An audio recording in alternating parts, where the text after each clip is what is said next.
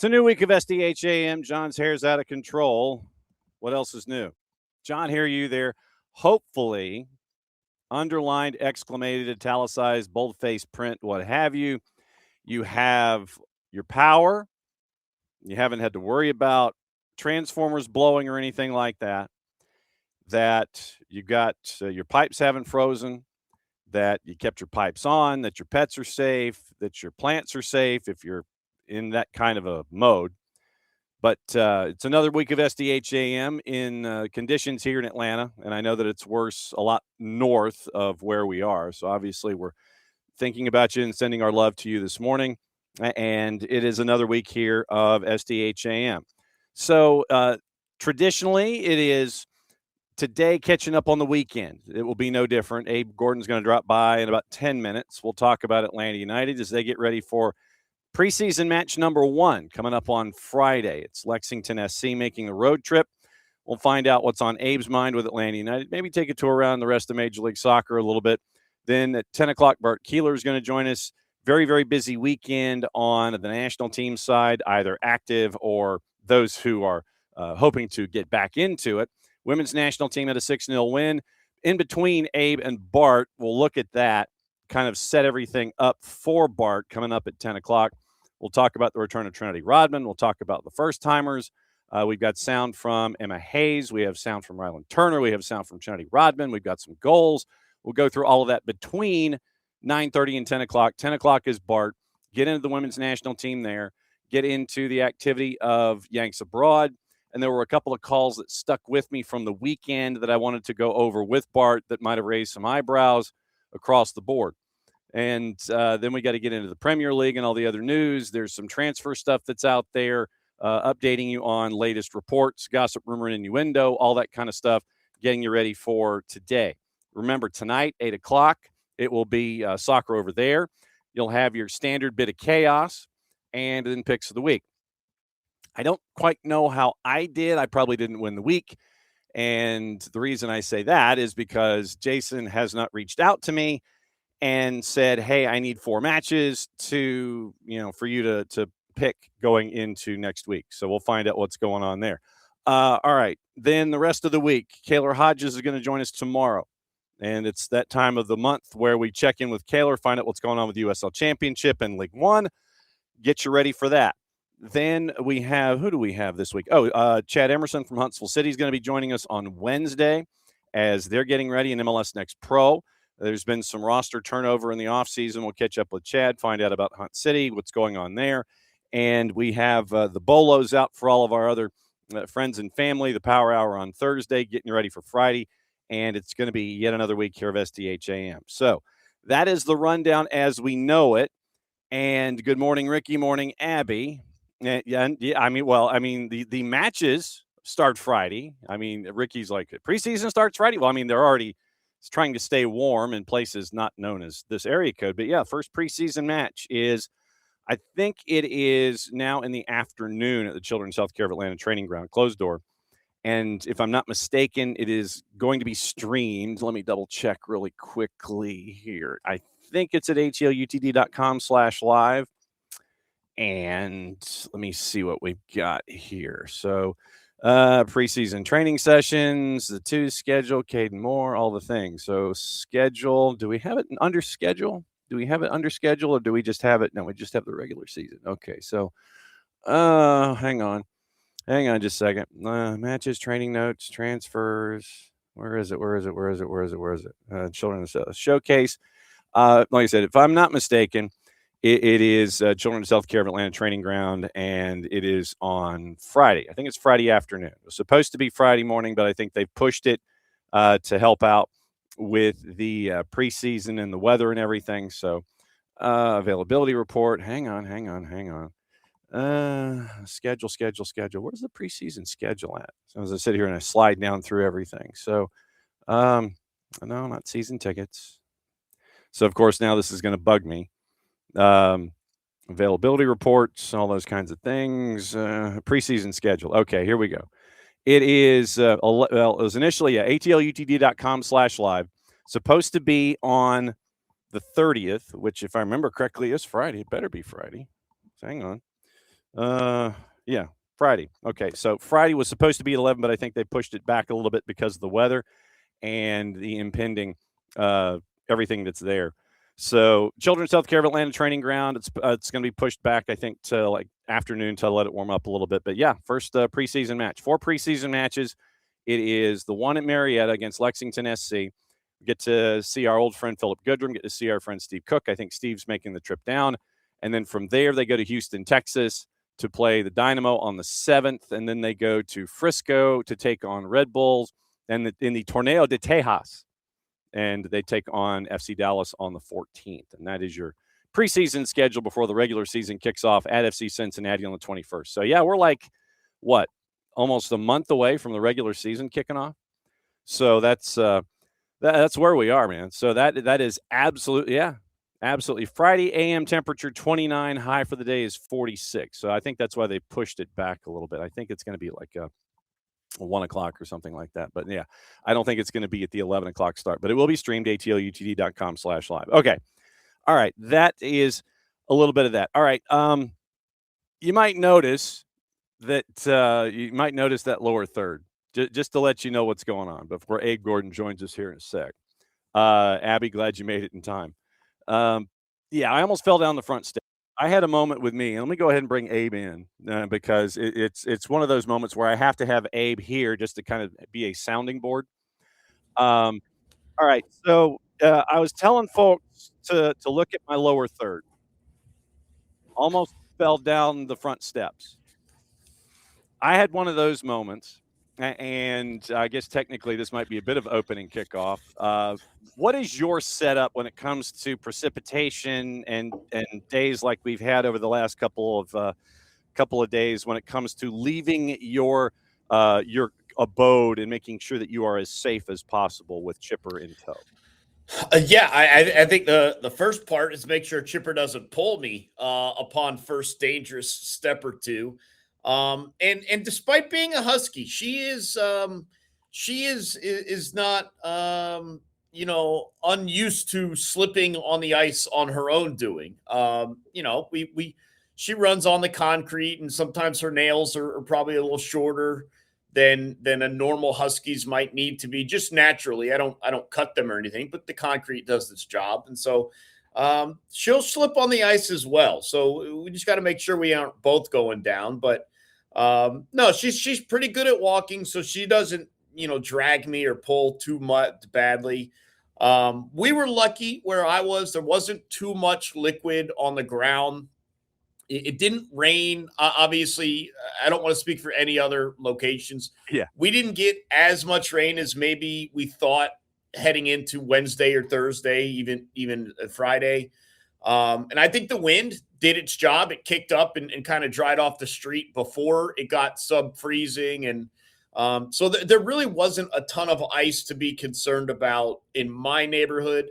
And so the rest of the day is just hopefully not too many more trees come down and take power lines with them. So, but we got it pretty light on my end. Yeah, on our end, we have here at the casa, we have the standard, townhome subdivision. Everybody has the steps, and they all look the same. And it's, you have your front stoop, and then you've got your 4 or 5 steps, and then, it's on at that point. So after Saturday, on Sunday morning, I am trying to, and I saw the icicles on the edges and the trim and everything. So I'm thinking, all right. So I take my first step onto the mat at the top. I come out the front door, first step on the mat. Everything's fine, and then the rowdy man starts to storm down the steps, and he's a house of fire. He's got to do his bit. And so I'm trying to keep up with him. I take that first step off the mat, and I almost take an absolute header. And I'm like grabbing a banister that's got ice on it, trying to hold on to him. And I almost take an absolute header on Sunday morning. So that was not advisable at that point. So at that point, I said, okay, guess what? We are going to be going in and out from the garage from this moment forward. And I'm putting salt on the driveway, and I'm putting salt on the front steps. And I'm not doing that at least ever again this time. So, yeah, I came that close to taking an absolute header. Yeah, there's an art form too, because you don't think about taking steps normally. You just trust that you're gonna up and down the steps fine. When there is ice, or even when there's just rain, depending on the sort of step and what it's made out of, there is an art form to keeping your body weight above your foot. And you know me, when we're out there Mhm. running and we Yeah. have to deal with this. The one time that I have to deal with this most while running is like the if it has rained or is raining, the paint that is a crosswalk, Oh, yeah. it can become very slick. Yes. And when you're running, you're obviously striding, and your body weight is not over your feet for portions of when you land or when you take off. And so you have to be very cognizant of like how you're striding and where you're putting your foot if you're coming to a crosswalk or any sort of street paint along those lines. Sometimes those grates that they use to cover potholes can become Yeah. very slick if it's rained or is raining. So I've become very familiar with readjusting stride and making sure my body weight is fully straight above where my foot placement is. Because yeah, if you get in front or behind, you can go down. There's no Yeah. doubt about it. Yeah. So we have been going in and out of the garage ever since. Driveway's pretty safe, but because we are in a swale, the water has collected on the front curb, and so that's a bit of an issue, for any kind of walk-in going forward. So yeah, your Klutz host here had his moment on Sunday, and hopefully it is passed as we go. Normally, the reason we bring you in is not to talk about John being a klutz. It has to do with Atlanta United. And I was explaining to everybody, you got your first preseason match coming up on Friday, which is wild when you think about it, because you think that the season just ended. The season ended a couple months ago, but yeah, it just seems like it just ended. And now we're getting ready to get back at it. They're in South Florida. They're getting warm. They're getting all the muscles warm and everything. We got Lexington SC coming up here on Friday. That's crazy. Well, and it's been kind of a shorter off season, not necessarily by date or by time, but by news cycle, right? And it kind of, you obviously took a little bit of time, and the conversation went around the manager. And then when Tata was hired, the conversation continued about, all right, who's he want, who is out, and then the transfer window hits, a couple of things here or there. And all of a sudden you're in where we are now, mid to late January, looking at the schedule. And look, we are now officially less than a month away from that first game that counts. And so you've got a month, 3 weeks now to build up to it. And there are still a ton of questions because of the turnover. And we've talked about this the past couple of weeks. And when we get to Friday, and look, obviously how it looks in the first preseason match against Lexington is not like some huge barometer for how it's going to look What? game one. I know it's tough to hear, but you'll see progressions through the preseason as you probably try and get towards the final preseason match, maybe a little bit of a precursor. And to some extent, they're probably going to try and keep some of this secret.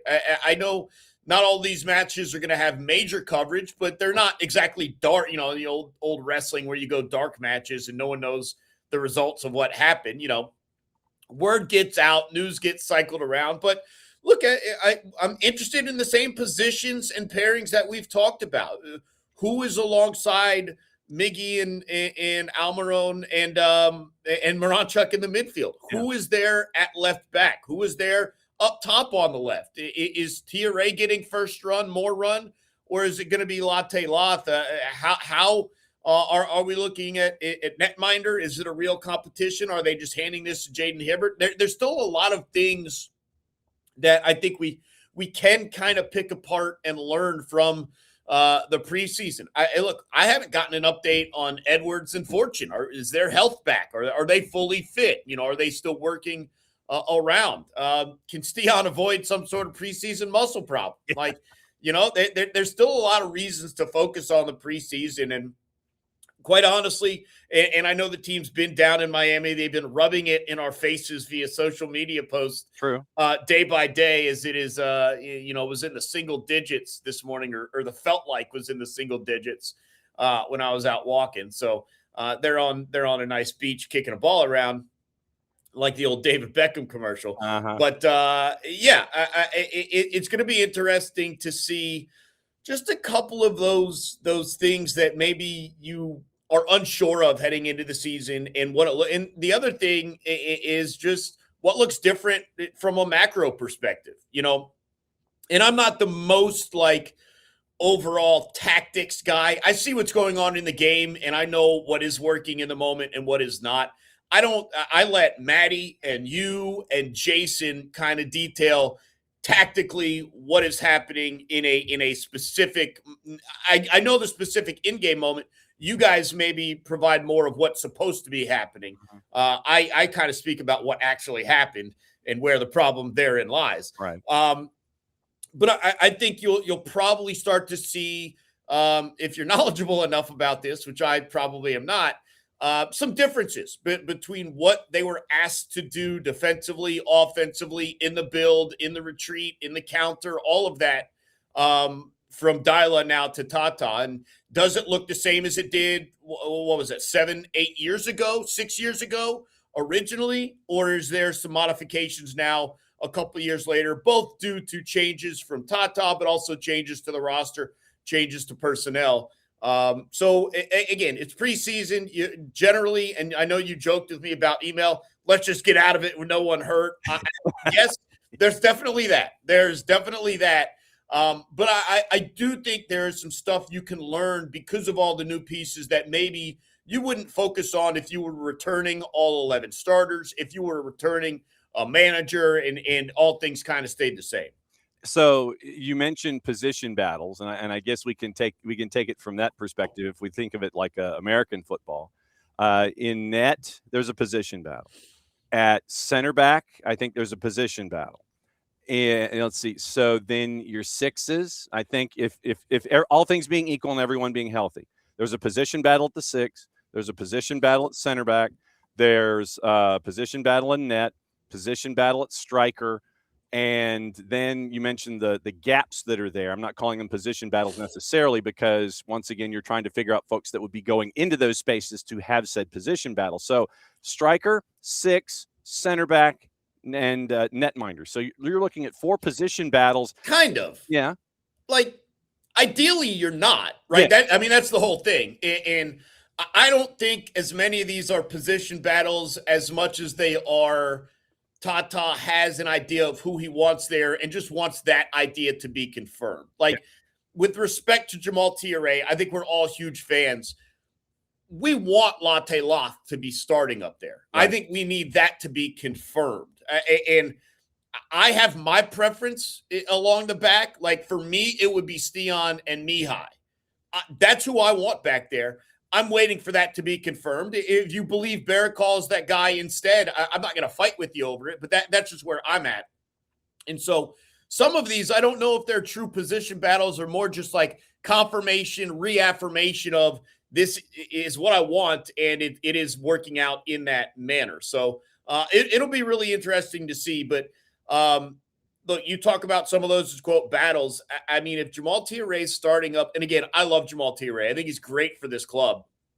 But if Jamal Tiare is starting in game 1 for this team, like, there's a real problem with what's going on with Latte Loth, the money being spent there, and the quality. Yeah, and you mentioned center back. You've got to have insurance because of competitions and depth and things like that. So having a Barakal with a Mihai and a Gregerson and a healthy Matt Edwards, subtle plug. There's a story up and an interview with us here at SDH with Matt Edwards, where Maddie and Jason got to catch up with him. At the 6, you're hoping that you have a healthy Jay Fortune to go with Steven Alzate. Then you're looking at, Tristan William-Bob being a part of that discussion too. And yeah, I think that when you discuss things going on at striker, yes, if Jamal is shining brighter than Latte Lot, then that is not a battle that you were looking at as being a battle. And then you got to sit there and really take out the magnifying glass with those. When it comes to those gaps that you're talking about at the left, and in the midfield, who's going to be integrating with Miggy and AM59? Who are you spot shadowing coming into this week before this first exhibition game on the left? Is it Luke and Saba on the left, or what are you staring at on that open spot on the left-hand side? Yeah, I think it is Luke and Saba, and I I don't know if I have a preference either. I mean, I've really liked Saba, but for whatever reason, and it's gone back and forth, especially last year, it just felt like he was better from the right side, but he had some danger at the left side. And I'm also just trying to kind of wonder how much, and Saba gives such great effort, how much more we could get out of him in a 30-minute spurt coming off the bench. And if he's the guy that we kind of look at as a super sub up top, I know there have been a lot of different guys up top at various times last year, but the idea that you have Luke Brennan up there for 60, 65, 70 minutes, and then if Miggy's run his course, you can make the change for Saba. If Luke needs a role, you can make the change for Saba. And so I do wonder if you kind of lean towards Saba off the bench, and it's tough because he's had runs. Even last year when the team was struggling, he had runs for like 5 or 6 games. You're like, well, that's very clearly the most dangerous guy on the team right now. He's also had runs where you're like 2 or 3 games and he completely disappears, no assists, no shot on goal, nothing dangerous. And so it's just one of those times when he gets hot, he gets as hot as anyone on this team. Speaking about Saba, is that something that kind of rolls into it? You can't put yourself in a situation where you have to play through a couple of down matches hoping he gets going into one of those runs. And so, yeah, that one is probably the most interesting to me. Like honestly, with respect to center back, left back, right back, midfield, goalkeeper, I think the most interesting decision or battle or whatever you want to call it is who's on the left up top. And there might even be some names, I'm kind of sitting here and saying it's between Saba and Luke Brennan. Maybe there's other guys involved as well. But that to me is the most fascinating one because I think it's so easy to make valid arguments for both of those guys. Whereas when I look up top, like the argument to make is Latte Loth. Mm-hmm. When I look in back, for me, the argument is Jaden Hibbert. Like those to me are defined arguments that I feel comfortable with. I don't have a preference. Like I feel like every other position I kind of have a preference for. I want Matt Edwards involved. I want Jay Fortune involved. I want Anea Mihai. I want Latte Loth. I want Jaden Hibbert. Now, my preference may be wrong, but I have a preference. I don't think I have a preference up top. And so that one is as interesting, fascinating to me as probably all the others combined, if we're going to be honest. Well, and I will say this about Saba. If you go back 2 seasons, when Saba was the guy, you saw him embrace that role, and he was the leader and all of those things that were part of that. But then when you bring in all these other pieces, he turns into a guy and not the guy. And I thought that he was putting a lot of pressure on himself to try to replicate what happened 2 years ago. And I think that manifested itself in his play at times last season, where you could see, I thought Saba was pressing to try to get that form and to be that person that he was 2 seasons ago. Well, and it's also going to come down to, again, the style of play, and does it suit Saba or does it suit Brennan a little bit better? I think that's always going to be part of it as well. I think there were a number of guys who put too much pressure on themselves at times last season. I think Saba certainly was one. I think Miggy certainly was disappointed as well. I think Sleesh at times probably wanted to do more despite what he was already doing. And so I just think there were a lot of guys that carried, put too much on their plate. And you got to remember, like, it's a team game. It can't be about stats. It can't be about this. It can't be about that. It's got to be about 3 points for the team, not I got a goal, I got an assist. And so, yeah, I think you all have to work towards that common goal. And whether it's you or someone else, you kind of got to sit with it because, yeah, I think there were a lot of players in again, match performance and overall results aside, who were disappointed in what they provided for the club. And I don't know if that's the right mindset necessarily for this because the fans are not really going to nitpick whether you have goals or assists if the team's winning. and vice versa. You can score as many goals as you want. If you pick up a draw or 0 points in that game, no one's happy about you having a hat trick if the team also gave up 4, right? I mean, so it's all about the common goal and working together. And any team, not just ours, is better as a unit than individual and some of the parts and all that stuff. But I definitely think there are guys that let pressure affect them over the course of the season last year. Again, because it was going poorly, they probably wanted to do more. That's maybe trying to do too much, which then puts you in trouble. Right, and then the cycle continues. Yeah. By the time you come back next week, after being properly hydrated, what is the hydration of choice, sir? What are you? This is a Rockstar Pure Wow. Zero. Wow, that's heavy duty. The jug of water's next, and then, well, I might run today. It kind of depends what the temperature looks like later. It looked okay on the streets and sidewalks, like I said, ice-wise near me. Yeah. So they closed my gym. I would have done a treadmill run, but my gym is closed today. And so if we're going to run, it's going to be outdoors. No doubt. As always, my friend, thanks for kicking off the week with us and going through our Atlanta United talk. Next time we see you, we'll have match stuff to talk about with Lex SC. Stay hydrated and choose wisely when it takes to your steps. And thanks for the advice, but especially the reminder about the crosswalks. I'd forgotten about that. Oh, yeah. It's a dangerous one out there. So everyone stay safe, stay warm. Hope if you've lost power, you're probably not watching this actually. Wow. Wasting all your battery life on your phone. But I hope everyone does stay warm. I hope no other trees come down, and we get back to regular life tomorrow. You got it. We'll see you next week, my friend. You got it. Thanks, John. There goes Abe Gordon, 92.9 The Game. And Abe always kicks off the week with us here. All right, so to refresh right now with how things are and roster and all of that. Okay, so here is how it is currently with the roster. And you're looking at a roster of 26 with some changes right now.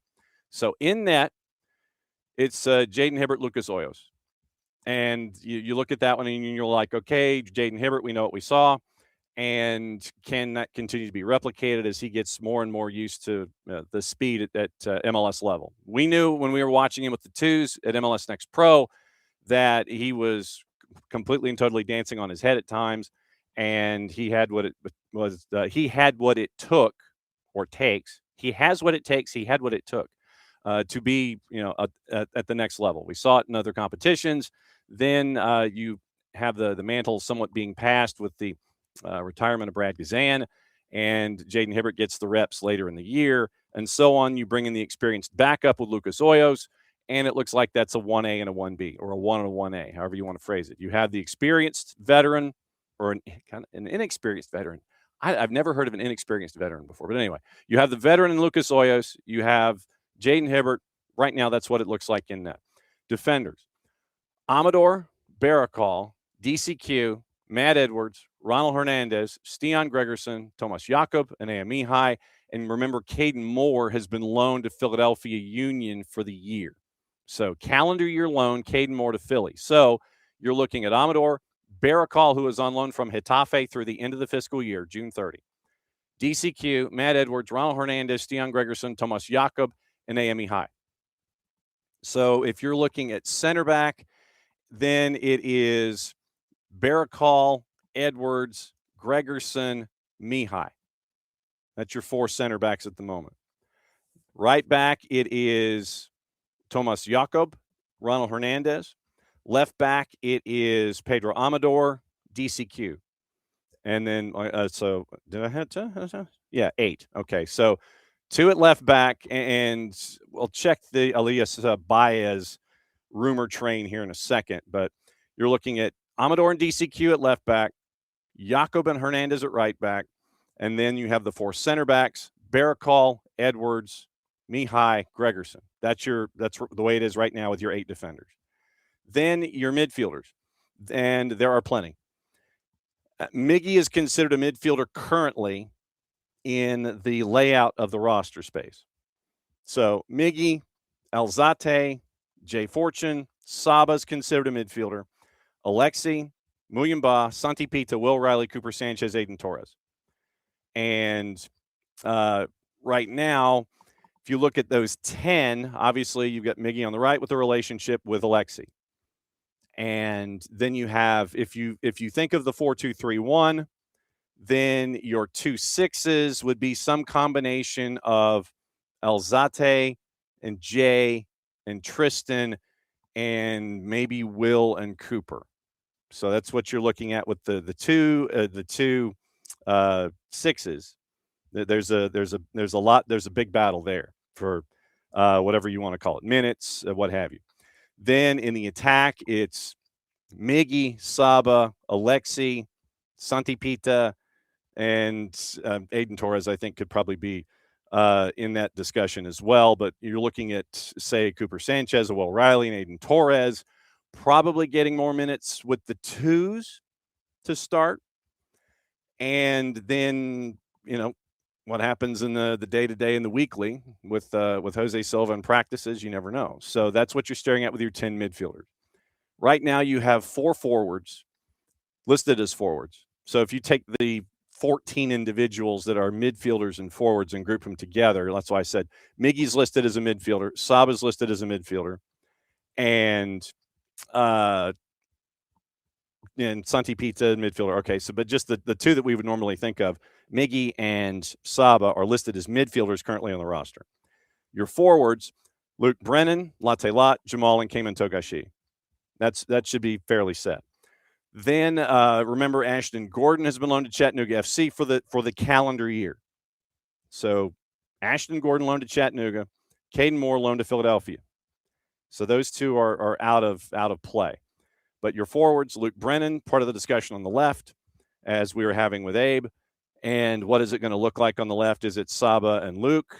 Probably somebody runs for 60, the other runs for 30, and you're running at people and really causing problems. Because if you start Saba on the left, say, and you have Saba run like hell for 60 minutes or 70, then you bring in Luke Brennan to run for the other 20 to 30, run him into the ground.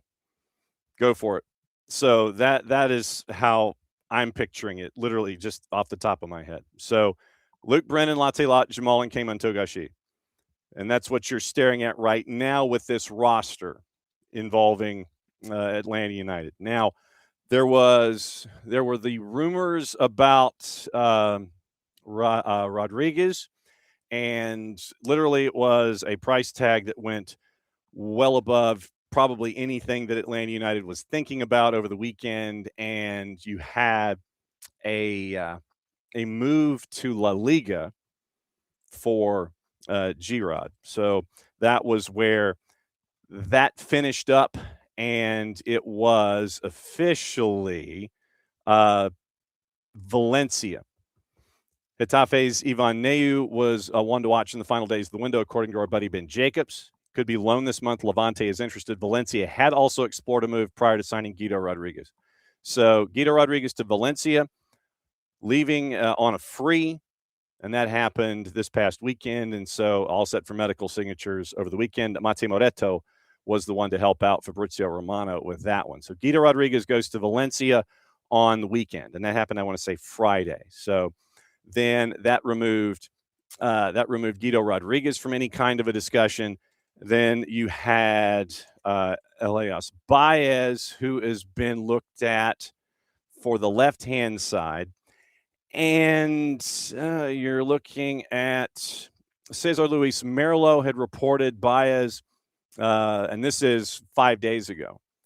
But there has not been any kind of advancement in that sense that I can see. So let me double check and see if there is any kind of gossip, rumor, innuendo, whatever you want to call it, involving San Lorenzo and Atlanta United. So you're looking at 4 and 5 days ago, Cesar Luis Merlo discussing what was Elias Baez, San Lorenzo to Atlanta United. So goes back 2 weeks, but nothing new in the sense of, okay, it's locked down and it's something to stare at. But just keep an eye on it, because there has not been any kind of, no, this isn't happening. So that would be the one that is attached right now to Atlanta United is the Elias Baez move. And all right, so if we did, let me check this really quick. And this is from our friends at Transfermarkt. So we're checking to see if there's anything that is the latest involving Baez. And there's also the discussion of Adrian Gill that we got into last week. And so we'll see. Nothing has been officially officialed where Adrian Gill is concerned. Elias Baez from San Lorenzo, the latest reports were a couple of weeks old. So if you're looking at what's in play, you're looking at Adrian Gill from Barcelona, Atletico, and Elias Baez from San Lorenzo. Those are the two that are right now linked to Atlanta United. And let me check the latest on Adrian Gill while I'm thinking about it. Since Elias Baez, if I could spell Adrian. So Adrian Gill, and there were some reports that he was down in South Florida. Remember, Tommy Scoop's Tom Bogert 4 days ago through Mundo Deportivo had Gill progressing through Barcelona's academy, and he would hit the cap on the supplemental. So finalizing a deal 4 days ago for the YNT midfielder Adrian Gill from Barcelona. Mundo Deportivo was the first to report that 4 days ago. So no movement in a while on Elias Baez and San Lorenzo, and Adrian Gill, 4 days old from Barcelona's academy. The YNT midfielder, according to Tommy Scoops, was having a deal finalized with Atlanta United. So keep an eye on those two as we are heading into preseason match day -4. That's where we are right now involving Atlanta United. Latest gossip and talk and things like that. Everything else seems to have been shut down as of the first of the year. Literally, there was some stuff involving Boca and Newell's and River, Atletico Mineiro, a couple of different places. That was toward the end of the calendar year. But the ones still going on in play would be Adrian Gill, Barcelona, and Elias Baez from San Lorenzo. So keep an eye on those two as we go. So we'll keep an eye on all of those. Question from who was it? I think it was David. David on the Wiley Almada Gam, putting us on the same plane Tata had last time, or are we behind? It would technically, I think it would be behind because of the expansion Gam that you mentioned.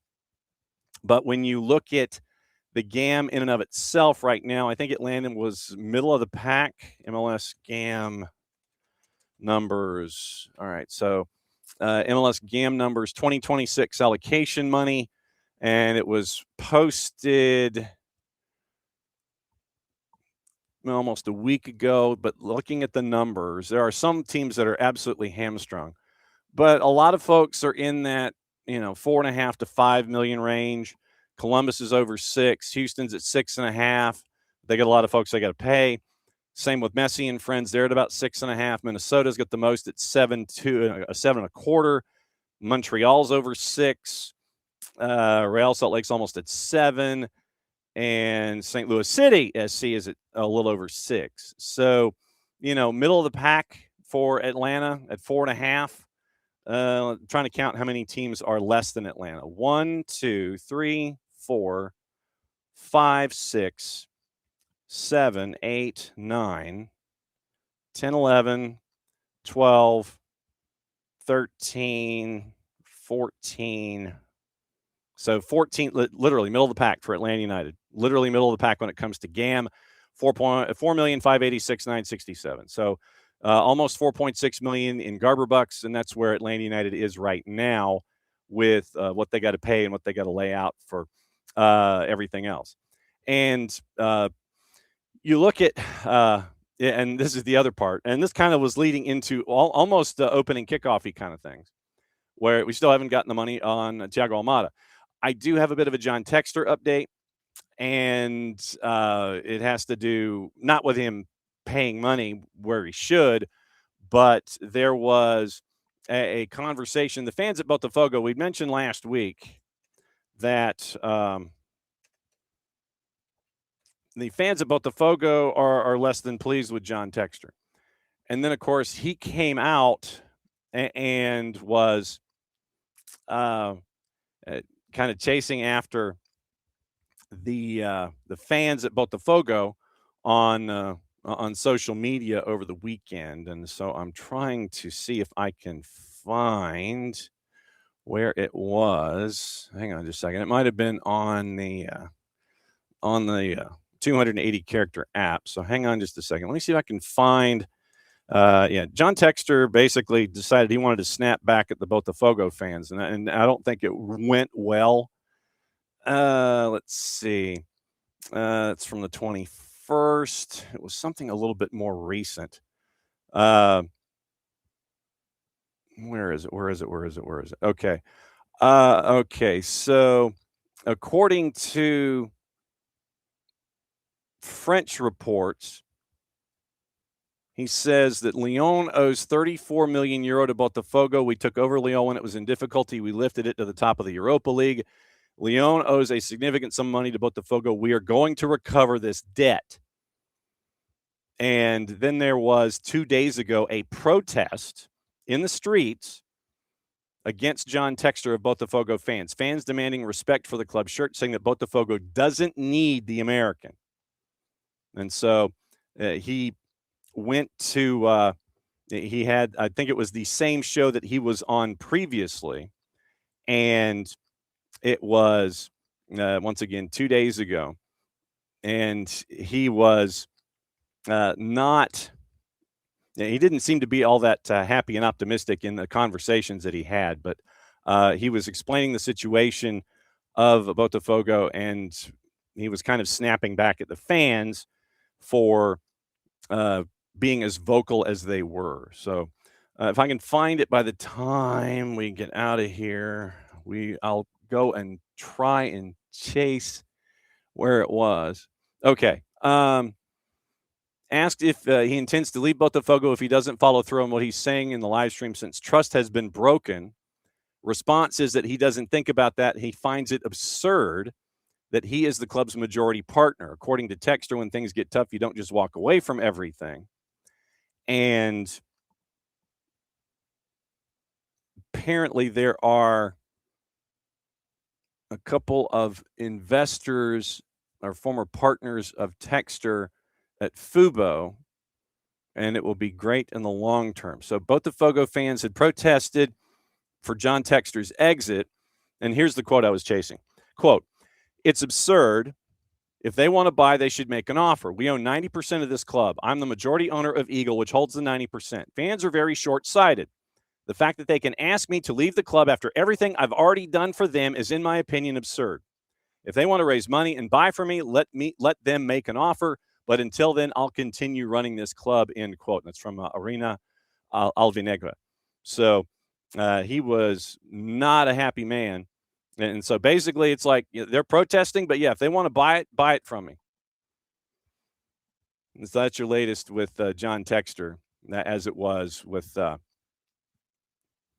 Textor and Botafogo.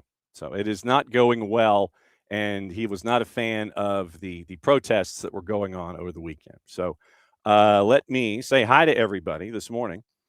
Morning, Abby. Let's see. Morning, Abby. Morning, Michael. Morning, Lokeville. And let's see. Morning, Dell.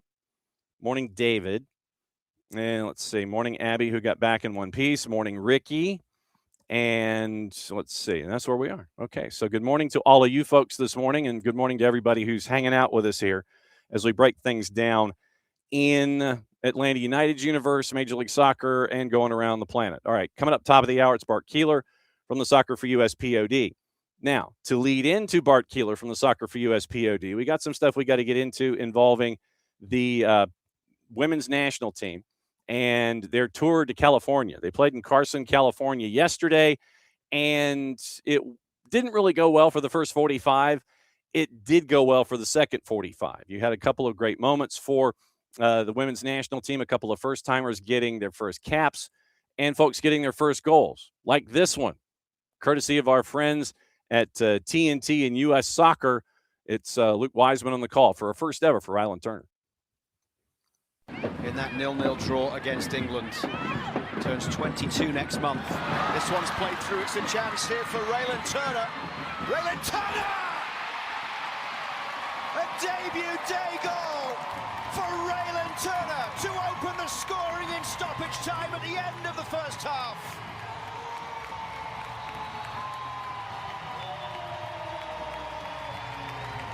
A moment to remember for a lifetime. So you end up with 1 on the board heading into the locker room, 45 plus 3. And then the floodgates open up. You end up with 4 goals in 10 minutes, 5 and 25, but 4 in 10.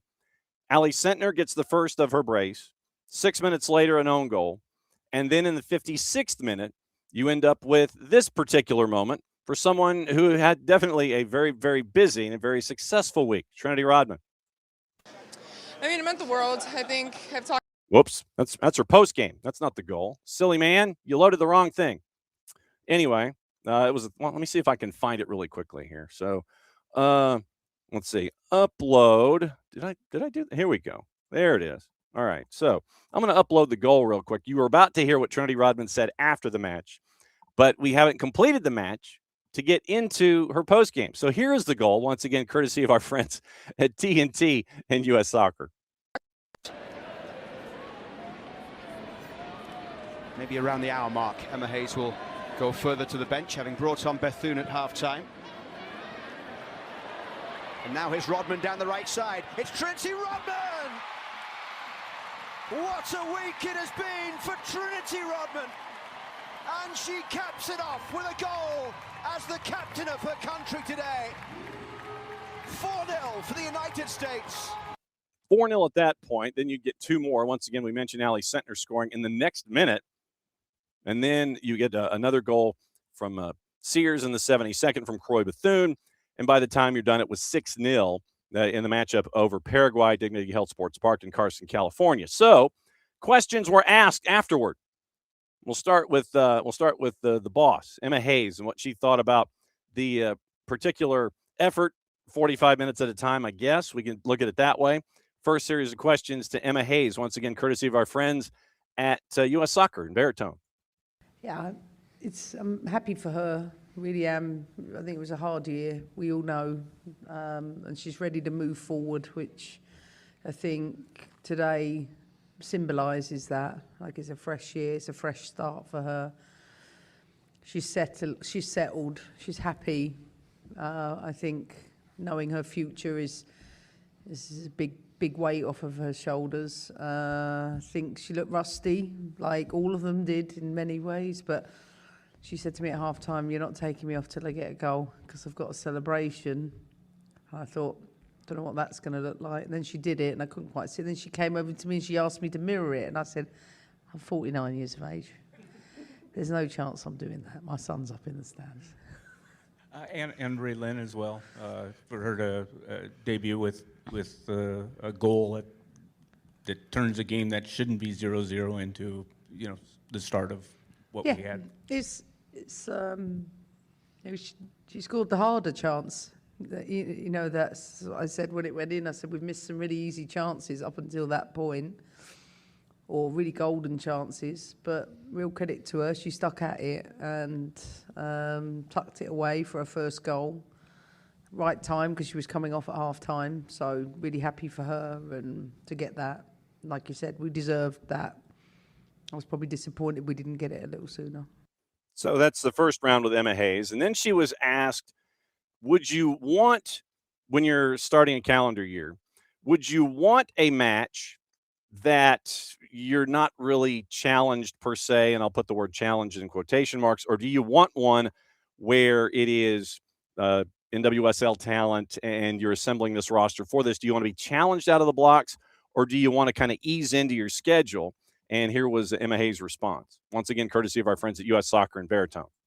Listen, you can only play the opponent that's put in front of you, and we all know it's not a non-FIFA window, so it's really tricky to find, I think, tier 1 opponents.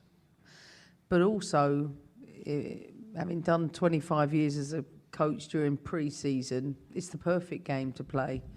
You have to, these players are building towards the start of their season in March, and that, when you're having to do that within 1 week of pre-season, you want it to be a good introduction. But listen, we're missing a lot of players, and they're a national team that, yes, okay, might not have the resources we have in this country, but don't take anything away from the players, because there's a lot of inexperience out there. We had 3 debutants, players that have only maybe played second or third caps. There was a lot of inexperience for us, and there's a lot of nerves that come with that. But I thought the team handled themselves really well, considering. Emma Hayes after the 6-0 win. And so then we had players who were asked questions after the match was over. So we'll start with Raylan Turner. And once again, courtesy of our friends at US Soccer, what it was like in the mix zone after the match. Questions you might have to kind of strain a little bit, considering that folks didn't use microphones and go back and forth. But here's Raylan Turner in the mix zone after the match. Today has been a dream come true, honestly. This has been my dream since I was maybe 3 years old. As soon as I knew what it was, I wanted to be here. And just playing here at home too, close to my family, and being able to play with these amazing players, I think this week has been a really big learning opportunity for me, and I'm just really grateful. It seemed like it took a little bit for you guys to get going. You had a lot of chances. Yeah. Early. So how sweet was it once that goal finally did arrive, and it kind of set the tone for the second half? Yeah, I mean, obviously, I'm thankful to have gotten a goal right before second half. I feel like our momentum shifted, and we've been knocking on the door, and I just feel like that's when the floodgates released, and we were able to kind of get in a flow of things. But yeah, like you said, we had a bunch of chances, and as the game went on, we were finally able to put them away, and we've been working a lot on the finishing and creating phase of the game, and I just feel like it was really nice seeing that all come together. This is kind of a newer group, or a lot of a different kind of mix of players. You getting your debut, a few others as well. How's the chemistry? How is it forming combinations with players on the pitch? Yeah, like you said, there's a lot of younger players, a lot of new players. We've had, I think, there's 5 of us first-timers here.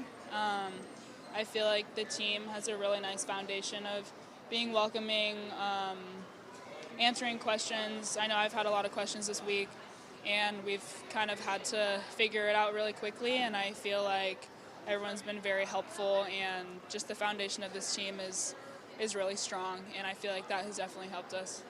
Raylan Turner after her goal on the board in her debut. And then, of course, the focus of the attention in and around the women's national team all last week. And then you have the presentation in Los Angeles, Trinity Rodman staying with Washington Spirit. We'll get into that as well, because I don't think we have the chance really to talk to Bart about that either. So plenty to talk about with Bart. But let's hear from Trinity Rodman after the match at the Dignity Health Sports Park, Carson, California, courtesy U.S. Soccer.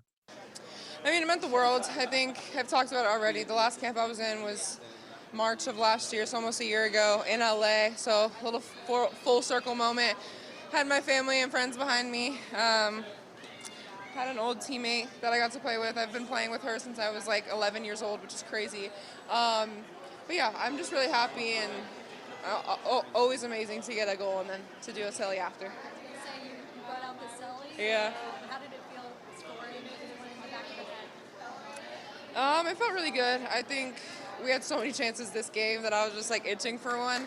But yeah, I'm just really proud of the team and glad that I could contribute today. Speaking of Raylan, how big was her goal in terms of just getting the goal scoring started? Yeah, for sure. We needed that. We missed way too many opportunities today.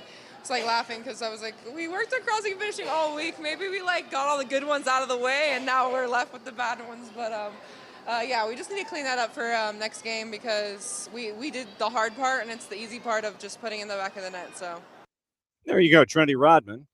And there you go. Oh, there he is, Bart Keeler. So as we start hour number 2 here on Mondays. It's time to bring in Bart. So now that I have set the table for you, sir, with what happened in Carson, California, what sticks in your mind after it took 45 plus 2 to get a goal on the board, and then you end up with the crash that happened in the second half where you had 4 and 12 and you win 6-0? What stuck in your head? Well, good morning, John. First of all, Morning. hope everyone is with power and warm. Yeah. I'm looking outside my window on Lindbergh Drive, looking at it going, so what happened? Because I don't see You got I don't see nothing.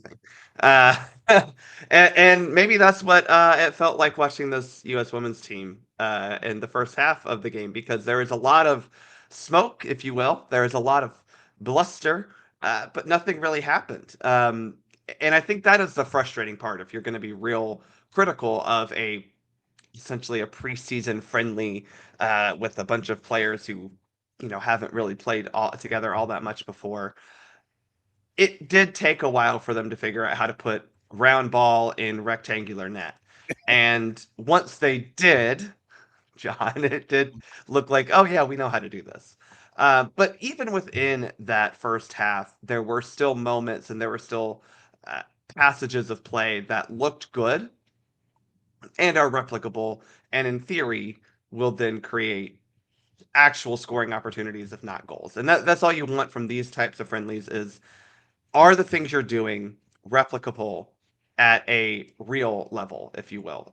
No offense to Paraguay, but this was a preseason friendly with both teams kind of out of season, and a lot of, especially on the U.S. side, a lot of players who aren't, I would consider regulars. There's that word for the U.S. women's national team. So the fact that you still were able to do good things that almost led to better things is a positive. All right, let's look at the starting lineup, and knowing going in that it was this call up was a bunch of NWSL players and previously unattached folks. McGlynn, Wesley, Rudd, Rodriguez, Giselle Thompson, Claire Hutton, Lola Bonta, Olivia Moultrie, Trinity Rodman, Allie Stentner, Ryland Turner. So of that starting 11, what do you think? I thought it was really interesting that we went with a back three with Giselle Thompson as our right back. That was the kind of the first, oh, that's interesting moment for me, because Thompson, like her sister, is a very adept attacking player. Now, she is a good defender. I don't want to take that away from her, but she is a pretty true fullback, right? She will get up and down that line. And so to put her as kind of a right-sided in a three-back and kind of really play true to form to that for the most part was really interesting. So that was number one. Two, and this was really, I guess, maybe more big picture interesting, was Mandy McGlynn does get the start. I think we've talked about there being basically an open tryout for the number one goalkeeper spot on this U.S. women's national team. I don't think Mandy McGlynn, bless her heart, she didn't do anything to say good or bad about her today, because she didn't really, she didn't have anything to do, John. Until but I do think it's, and that was it. Yeah. yeah, she had a whole one catch basically. That's a good thing in the grand scheme of things if you're the U.S. women's national team, but for her not really being able to show out anything, and really even one of my concerns for her is when the ball's at her feet, she didn't really have any moments where it was because there just wasn't enough times where Paraguay got an opportunity to pressure that high up the field. So it's just interesting that she started. Let's just put it that way, right? I don't know if we learned anything. Outside of that, I actually really liked the midfield that we had with Moultrie, Hutton, Labonta. Labonta, a lot of times playing almost like a right back. Definitely going really far back in possession to get the ball. That was interesting. I really liked kind of seeing that, and I thought Moultrie and Hutton looked really comfortable together. That was really cool to see throughout the first 45. I think really the first, yeah, both of them playing the whole match. They looked maybe a little too comfortable. There were a couple times I was like, all right, ladies, let's get a little serious here. But they were having fun. They liked playing off of each other. That was really cool to see. And I think, again, if you're looking forward, those little pairings in the midfield are good. That's a good thing that we can hopefully say, okay, well, this happened in this match. Can we drop it into another match and it worked the same? I'm avoiding one person to discuss up top because it's going to be a longer topic. Yeah, we got two people, especially up top, that I think we can talk in depth about. Yeah. So Croy Bethune comes in, gives you 45. Emily Sams comes in for the final 30. Hal Hirschfeld was like for Tara Rudd at center back. A lot of folks are used to seeing Hirschfeld as a 6. She plays a little further back. Why not, John? I mean, look. If you're going to try it, this is the perfect time to try it. That's all I'll say. Then you end up with Maddie Darlene and Sally Menti. You end up with those players coming in as well. So Bethune, Sams, Menti getting her first, Maddie Darlene getting her first, Hirschfeld and Sears as a part of it. So you had 3 players at the end of the day getting their first caps for the national team. Yep. Which, again, has been a theme under Emma Hayes for basically her entire duration. She truly is exploring the depths of this player pool. Again, I'll just say up front, I don't know how many of these players are, I'm not going to say worthy of a call-up. That's not my point. But truly in the, oh yeah, I'll call them up if I need to type of a category. But you got to have a deeper player pool nowadays for a number of reasons, most notably injury. And then, why not try to explore the depths of what NWSL offers? It still is going, despite what people across the pond might say, it still is one of the, if not the best place to find talent, right? Mm-hmm. And top to bottom, you're going to find talent coming out of the NWSL. Troy Bethune, I think it's no secret, I think it's no secret that she's really good, and it's no surprise that she comes onto the field and we get 5 goals in the second half. I'm not putting it all on her, but I do think she brought what the U.S. lacked in the first half, which was urgency on the ball. Allie Sentner gets a second half brace. Rylan Turner becomes the 25th player to score in her women's national team debut. I'm saving that third individual for later because it's multiple topics. The other forwards. What did you think of the other forwards, sir? Yeah, well, let's take a beat on Rylan Turner, because I think first that's a celebration moment, right? She's getting her debut in her hometown, place where she not only grew up but played college ball, and gets a goal. And I thought she was pretty good. I will say, I think she did a lot of good things. I think what she struggled with, which maybe to be expected, is a little bit of the pace and physicality of the international game. Paraguay, maybe not the best example of that, but things do move a bit quicker at the international level, both your opponent and your teammates. And I think she had to adapt a little bit to that, but she did. And she ended up getting her goal, and good for her. She comes off at halftime, but okay, fine. But for her, that's all you want to see, right? And this is a very young player. Several players are going to fall into this category, I think, looking back at last year and probably looking at a couple the first camps this year. They're young. They may not be ready right now. That's okay. She still looks like she maybe possibly is ready now, but more importantly, she looks like she'll give you something in the future. And not everything is about, July 2027. There are things as you're building a program that you have to look beyond that. What? And Rylan Turner maybe is one of those thoughts right now. So I thought she was really good. In her debut, right? We'll caveat that. Mm-hmm. Allie Sentner, on the other hand, she just scores goals, John. She just scores goals. And I truly think she's got a spot on this roster because you got to have a goal scorer on the team, right? And I think a lot. We're not sure, John, what's going to happen when 2 women who have birthed us future national teamers in the past couple months, manifesting that for them, by the way. Left foot. But Sophia Wilson and Mal Swanson should come back this year, right? Mm-hmm. That is the expectation. Mm-hmm. What does that look like? We don't know. we have players who we think are good goal scorers with Kat Macario and Alyssa Thompson, but Allie Sintnor, whether she's starting or coming off the bench, she scores goals. And if I'm Emma Hayes, that's really hard to overlook in any sort of roster build, especially when you look at the fact that, you have a World Cup qualification tournament, which is stupid. CONCACAF do an actual qualification process, but you have that coming up at the end of November, beginning of December. You might be in a situation where we need a goal, and being able to throw someone like Allie Sintnor on the field is really important. She does little things well. She does combine well, but I think most importantly, she just has a nose for goal, and it's something that you have to have in a team for a number of reasons, and it's good to have Allie Sintnor doing that and proving she can do it almost every time she comes onto the field. I think I think the solution is probably just to do a 4-6 formation. You get your keeper and you just go 4-6, 4 defenders, 6 forwards, and just let them all go. All right, we've kind of delayed it. Somewhere in there, you have Sam Coffey and Claire Hutton. Outside of that, sure, John, just put them out there. Exactly. So, look, you got to have 4-2-4.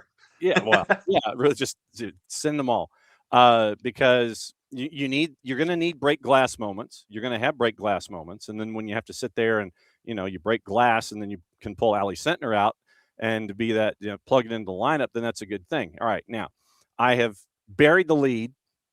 Now we got to talk about the lead.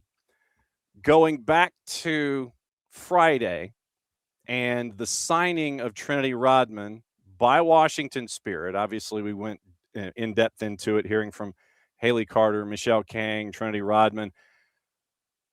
It was one of those moments that I think it means a lot more than folks may realize when it comes to American soccer on the whole. But at the same time, you've got to put a bookmark in it for reasons that we'll get into in a second. So Trinity Rodman stays in Washington. Michelle Kang says she wants Washington to be a destination, and more power to them. Yeah, obviously, you make that happen. But Trinity Rodman stays. What did you think about that finally coming to the fore and having the ceremony and the flashing of the jersey? Well, John, this had to happen. Let's just be frank. I'm going to get the serious part out of the way first. This had to happen. NWSL could not afford to lose Trinity Rodman, who, from my perspective and from my money, is the biggest name and the brightest face that the U.S. women's national team has right now and the NWSL has right now. Her name obviously is just a point of reference for a lot of people who are not necessarily soccer familiar, but more than that, her play, her production. I mean, she's been to 3 NWSL finals, if I'm counting correctly. She brings something that this league needs: star power. It needs star power, and Trinity Rodman has it. I mean, I'm not saying this is all that matters, but her relationship with Ben Shelton, a very famous American tennis player, things like that matter to a league. But that is all the off-field stuff. When it comes to her playing on the field, she is an amazingly energetic player. She's dynamic, both on the wing when she's able to not just dribble, but her passing is superb as well. Like, everything about her is a star quality player. If you had not been able to keep her in this league, I think this would have been the final straw that would have really signaled a true problem with NWSL. Now, that said, still lots of problems with NWSL, right? Yeah. Like, you are still losing a lot of your top talent. We love that Trinity is here. We love that Trinity is going to be the highest paid woman in the world, as she probably deserves.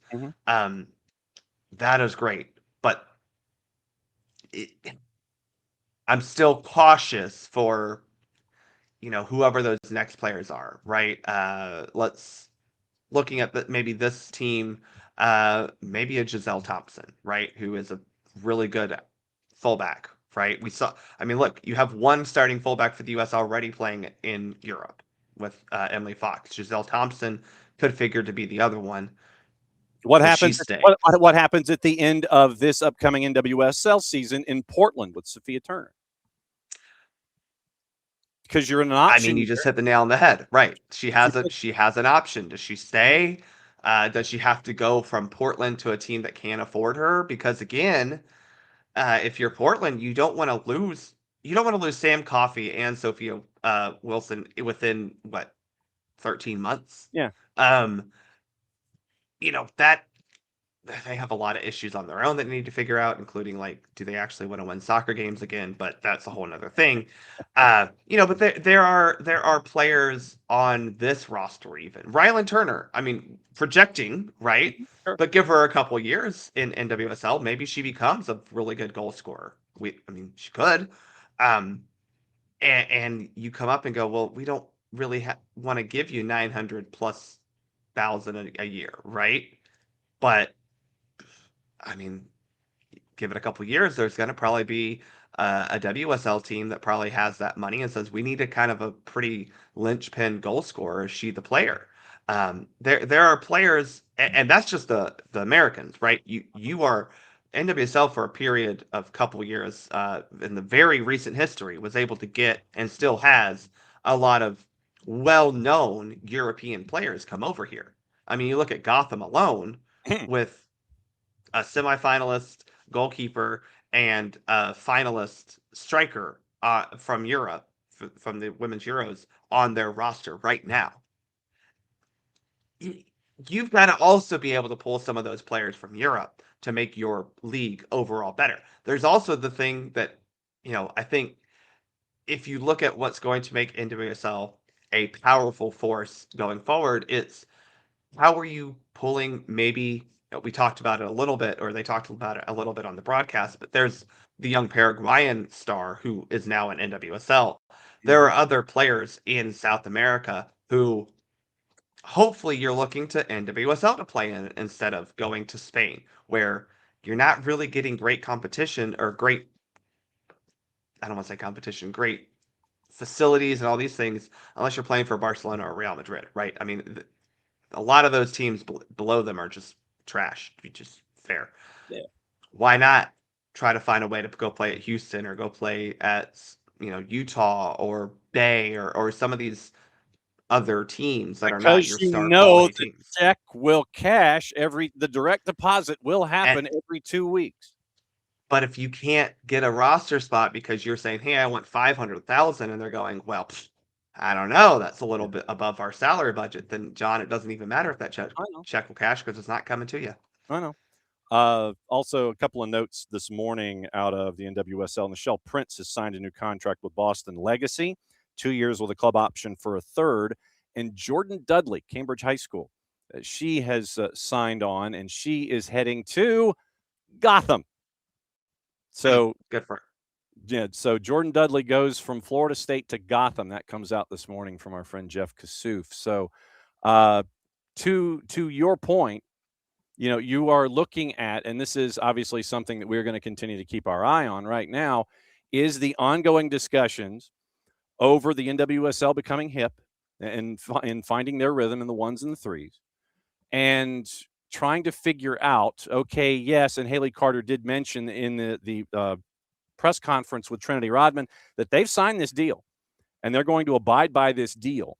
So in a way, you have Spirit sitting there and going, all right, under what we currently understand the rules of engagement to be, we are signing Trinity Rodman to this particular contract. So they are kind of putting things forward by signing a player under the current understandings of the NWSL and the high impact player rule, which you and I have discussed a lot and will probably continue to sit there and go, there are guideposts here that really need to be addressed, in addition to, making sure that you can think about it yourself and bring in who you want and turn them into hips. But right now, Spirit have already said, all right, we're taking hip as hip and we're signing Rodman to this deal. Lindsay Heaps, obviously, I imagine she's going to be classified as being hip. You're going to be bringing in all of these players that are going to be classified as being hip, and you're still discussing this right now with the NWSLPA is doing the Dikembe Mutombo finger and going, no, not so fast.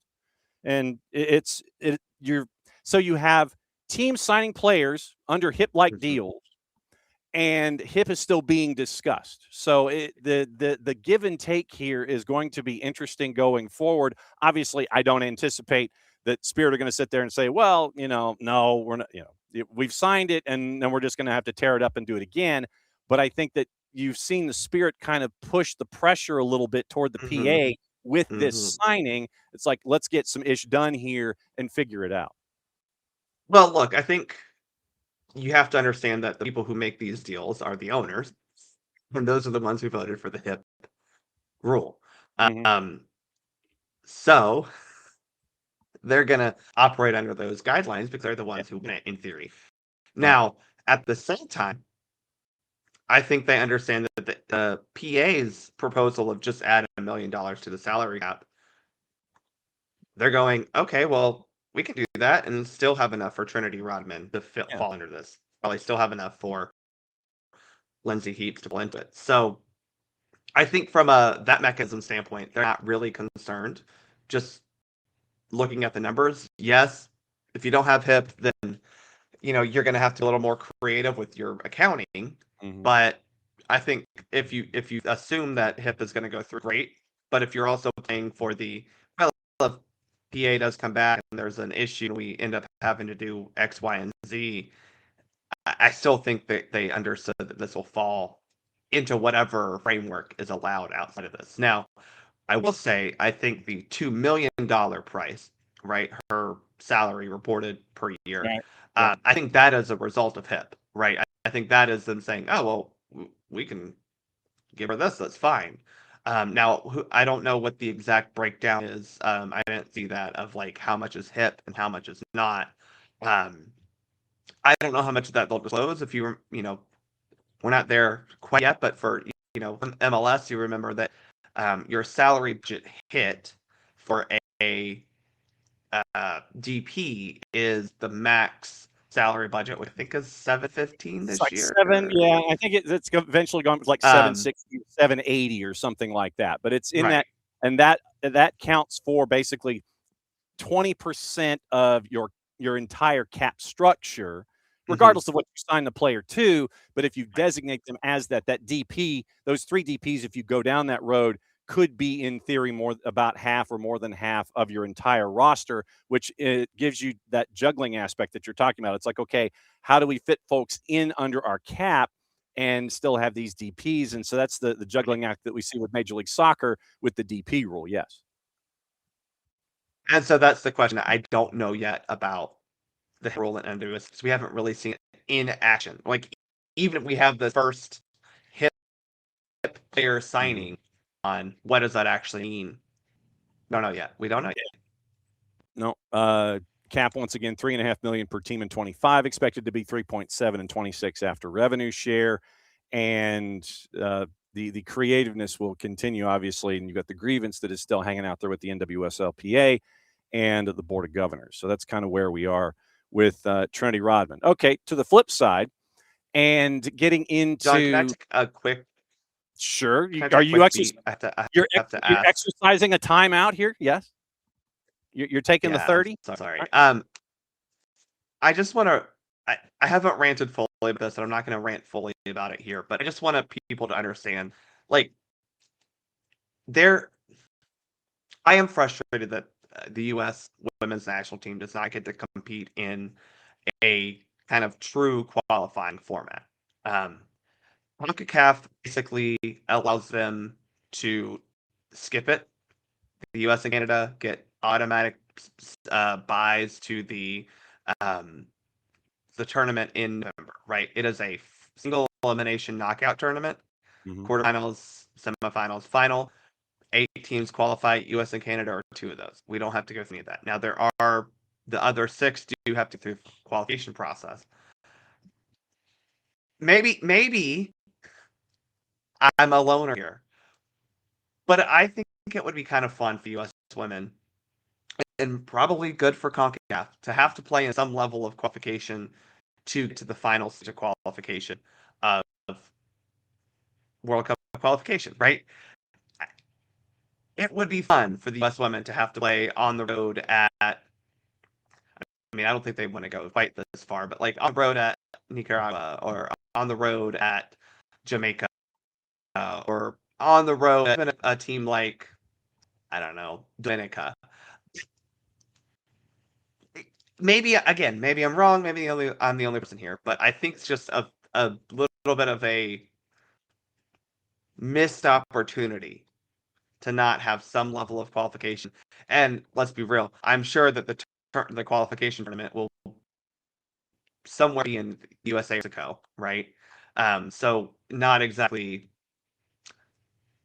harsh environments. I mean, yes, the Mexico games are going to be tight. You know, it's not like it's not going to be crazy. So I don't know. Y'all tell me if you feel like I'm wrong or not, but I just think that the fact that the U.S. especially gets this to bypass all of that, just go straight to a qualification tournament where they only have to win one game and they're into the World Cup. I don't know. I mean, I get where you're coming from, because I would look at it from the perspective of, we always mention rising tides. So if you want to grow the game, then if you were to have Mexico, if you were to have the United States, if you were to have Canada go to Dominica or St. Lucia or St. Kitts and Nevis or Honduras or Nicaragua or something like that, where they can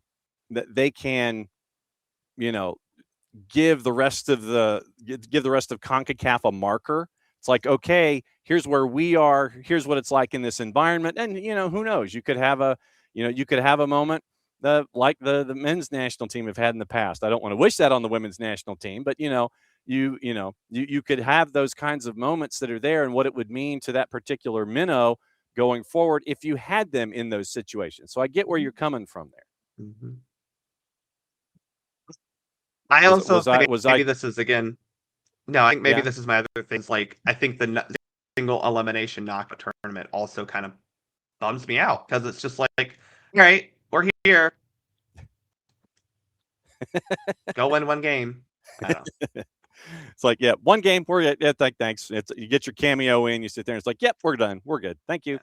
And I think this format in particular for this year is this way. That's, I think, what's getting me is we did have group stage in previous editions of this tournament, right?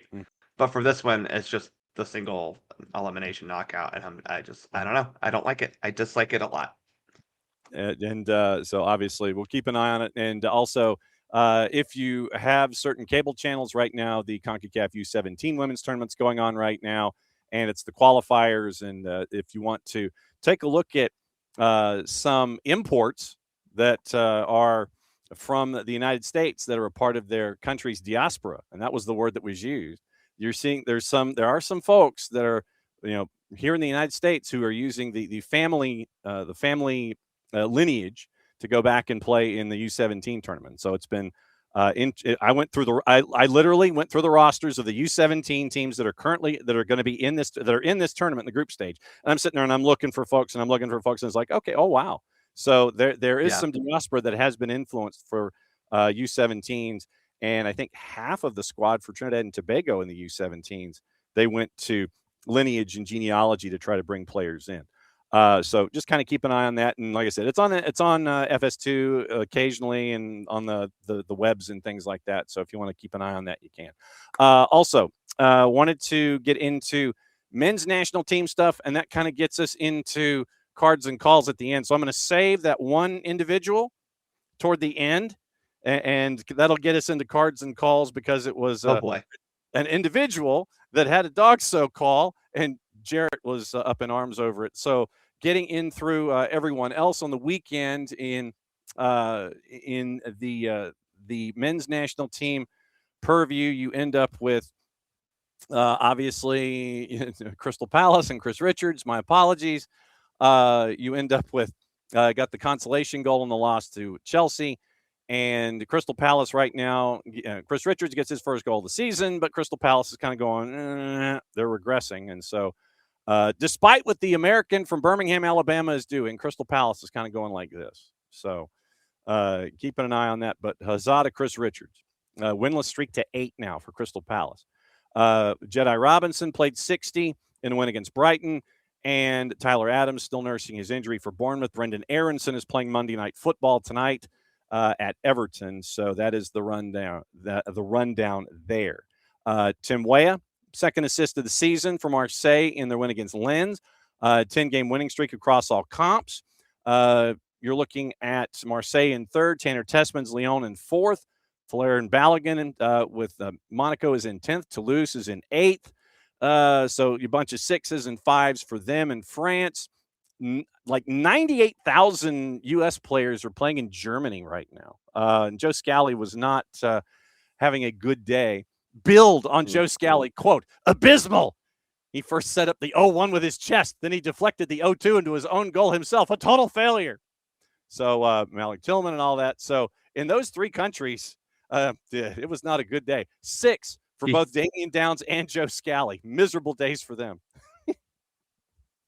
Oh, man, yeah. Joe Scally with a just absolutely atrocious, no good, very bad day. I don't know. That was first on Damian Downs. No one played particularly well in the Hamburg derby. I don't know what you call that, the St. Pauli Hanover derby. Hamburg. But that was, I think it was supposed to be a little bit more fun than it was. And it kind of fell flat. I don't think anyone played well in that match. So I'm not going to hold Damian Downs hard on that. No. But James Sands went the full 90 in a goalless draw with Hamburg for St. Pauli. Cups of coffee for Christopher Lund, Malik Tillman, Leonard Maloney. Noah Kai Banks was out on yellow card suspension. Injuries with Gio Reyna, Kevin Paredes, and Cole Campbell. Timothy Chandler and Marvin Dills did not dress. Unavailable because, so Borussia Mönchengladbach reports Gio Reyna was unavailable because of muscular problems. Okay. Muscular problems. That sounds very, very nebulous. Christian Pulisic. Christian Pulisic hasn't scored a goal in 5 now. Inter Milan's lead is now up to 5 over AC Milan. Weston McKennie's Juve gets a 3-0 win over Napoli. They're in third. So Weston McKennie has himself a good day. And here's Gazzetta dello Sport on McKennie. The true center forward perhaps is actually the American, or he's at least one of the center forwards. He is one for the way he appears in the heart of the penalty area all of a sudden. So Gazzetta dello Sport, very high on Weston McKennie in the Juve 3-0 win against Napoli. Weston is, I don't know what happened, but, he over the past couple months have started to become just a dynamic player for them. I mean, really important, productive. If you're looking at it from a USMNT perspective, which we are, that's great. I do think there are still questions out there about what is Mauricio Pochettino going to do with Weston McKennie? Because the only really time we've seen him play recently was as kind of a winger, advanced attacker, at least we'll put it that way, a wide attacker. Sure. I don't know if you want to call him a winger necessarily. But he definitely plays a little bit better, more centrally. But in this formation, that in the system that Pod plays, I mean, is he better than? Now, I'm going to answer my question. Is he better than Lee Tillman? Is he better than Gio Reyna? Is he better than any other player who plays at that number 10 position? The answer is yes. The problem is we haven't seen him there, and we're not quite sure where he's going to play because there's also the whole, well, could he play as like one of those eights? And Tyler Adams are back there doing all the cool Bash Brothers stuff. They just kind of take the ball from everyone, and then especially for Wes, now we're turning up field, and it's like, oh, dude's about to make a lot of people look real silly. That would be cool. We just don't know. I think that is still one of those problems. If the things we can be critical of Mauricio Pochettino now are still, what the hell does the starting 11 look like? We don't know. That's a good problem to have, though, I would think. I mean, I don't think we have. And that's where we're at. We haven't seen, and part of that is we haven't seen a fully fit 11 because Pochettino has allowed the club to say, oh, this dude's pinky toe kind of hurt this morning when he went into the training table, so we can't have him go over to the U.S., because apparently Americans don't deserve to play for their country, but all these other European countries absolutely they should play all the time. Mhm. But that is becoming a little bit of an annoyance, right? Is we just haven't quite seen what the best 11 is under Mauricio Pochettino, and that time is running out. Will we see that March 28th when they're playing right over there? I don't know. But I would assume, John, you would want to put your best 11 out there, or at least your perceived starting 11 out there before June 13th. But what do I know? I'm not Mauricio Pochettino. Yeah. So yeah, over there for me. Johnny goes 73 minutes for Atletico Madrid. Big win over Mallorca. We've got another moment with Atletico Madrid coming up later on in the show. Big Pat scored his 8th goal for Derby County. Get paid? There's a moment for Atletico. Are we going to get paid? Yeah. Well, that's for from Botafogo. Yeah, from Botafogo and John Texter. Yeah, we're kind of sitting there and we're going, what? But yeah, Big Pat got his 8th for Derby with the 1-1 draw with West Brom. So literally, it was Big Pat versus George Campbell. Big Pat, Patrick Agumon, gets his 8th Champions League championship goal since his debut back in September. And then there's Austin Trusty. Austin Trusty, sir. Hearts and Celtic, they went at it, and Hearts continues to maintain their top spot in the table in Scotland. But it was not a moment that Austin Trusty really wanted to be kind of known for in the match. And you end up with Celtic going down to 10, second game in a row. Austin Trusty was adjudged following VAR to have gone dog-so, fouling Pierre Landry Cabore, trying to get to a through ball. And so then Hearts makes that count with 3 minutes to go. Then you get an 8-yard goal, and then Hearts get the win over Celtic. But as we get into cards and calls, it was a no good, very bad day for Austin Trusty following VAR, that it was a dog-so VAR, as a matter of fact. So as we get into cards and calls, did you get a chance to take a peek at that one? What did you think? Well, first off, I think this means they have to fire their manager, right? That's how this works for Celtic. Pretty much, yeah. Isn't that? Yeah, that's true. Yeah, right? Yeah. Because apparently not winning is only the fault of the dude that you hired from the Americas. So you should fire whoever is coaching them Fire now. Austin Trusty. Fire Austin Trusty. Yeah, look. Dog-so is going to be, no matter what your foul is, really, right? A dog-so moment like this is going to get you into trouble because if I'm correct, this was given a yellow card on the field. I think, yeah. So let me walk through it. Oh, straight red. Yeah. Yeah, so straight red after VAR. I couldn't remember if this went to VAR and was upgraded or not, but oh no, wait, no, you're right. You got it. Yeah, yellow card upgraded to a red. You're correct. Yeah. Okay, sorry. There were multiple VAR moments this weekend that I went, that was weird. Mm-hmm. So yeah, this one you see I'll let you walk through it, and then we'll break down the dog-so aspect of it for us. Okay, so I'm trying to find. Once again, all 4 dog-so considerations have to be met for the red card to be offered, and so I'm trying to walk. So the four dog-sos, if you would please, sir, while I try and find the video, and I can sit there and I can walk everybody through it. Distance, direction, distance, and finally defenders. Right. Maybe we should say defenders, distance, direction, distance, but there are 2 distances in there. So how many defenders are there left? What is the distance to goal, right? When we're talking about an obvious scoring opportunity, you need to be relatively close to goal. Direction, are you headed toward goal? Is the play headed toward goal? And then distance to the ball, basically, is the last kind of thing of, do you have a reasonable claim to say I could still play? Again, this was given a yellow card in live play. Mm-hmm.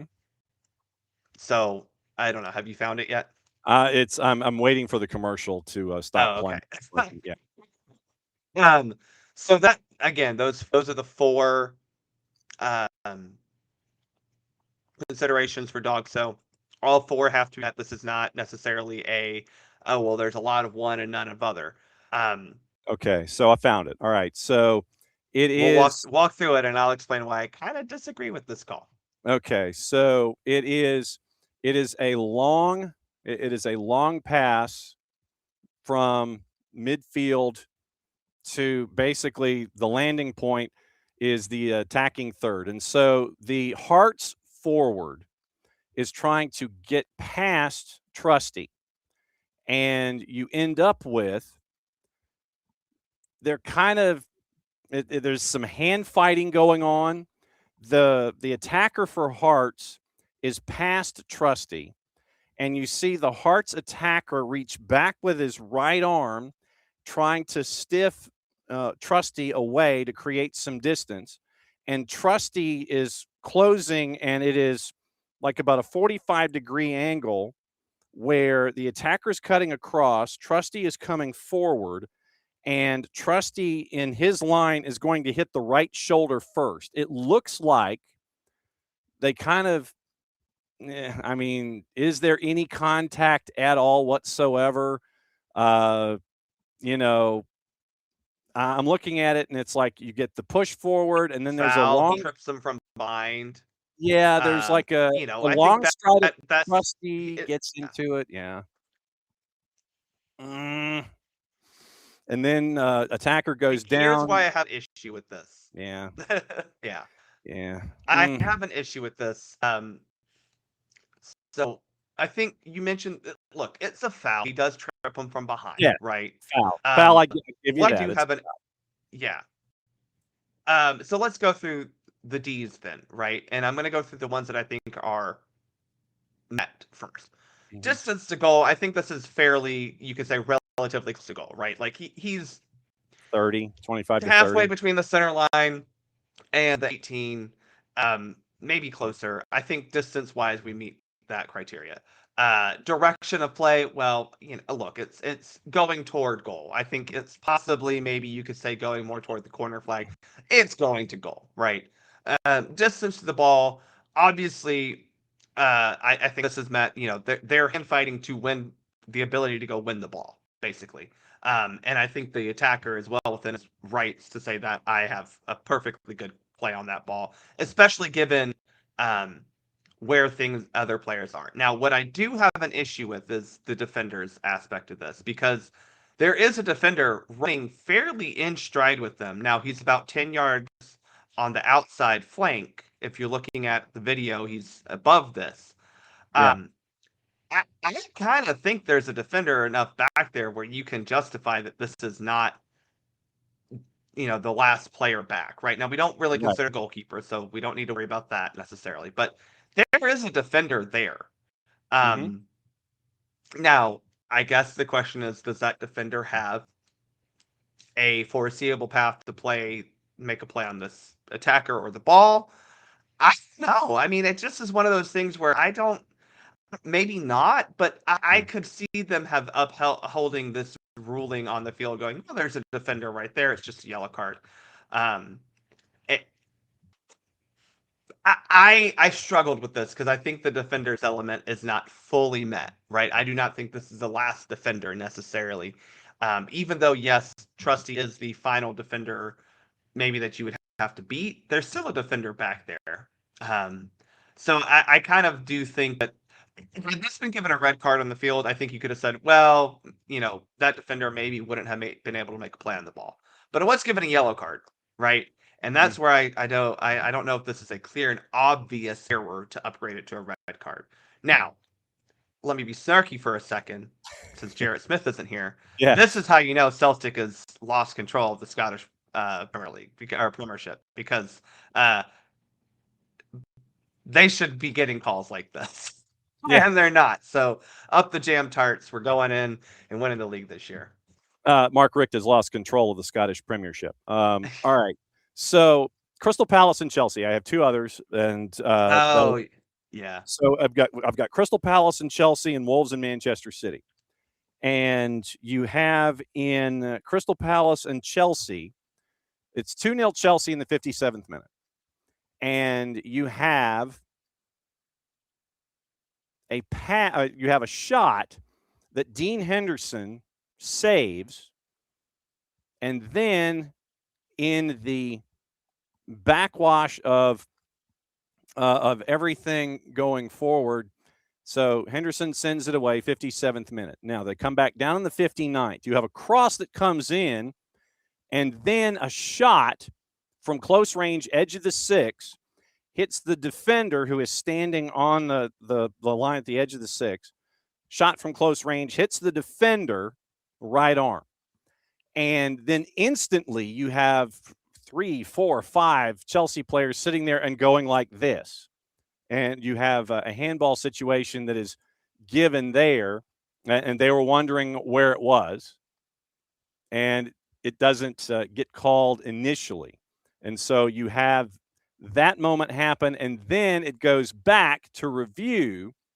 And in VAR, checking for a possible penalty for handball, it's interesting the momentum of the defender as the ball hits the defender in the right arm. So the defender is trying to, the arms are fairly down, but the arms are down by your side.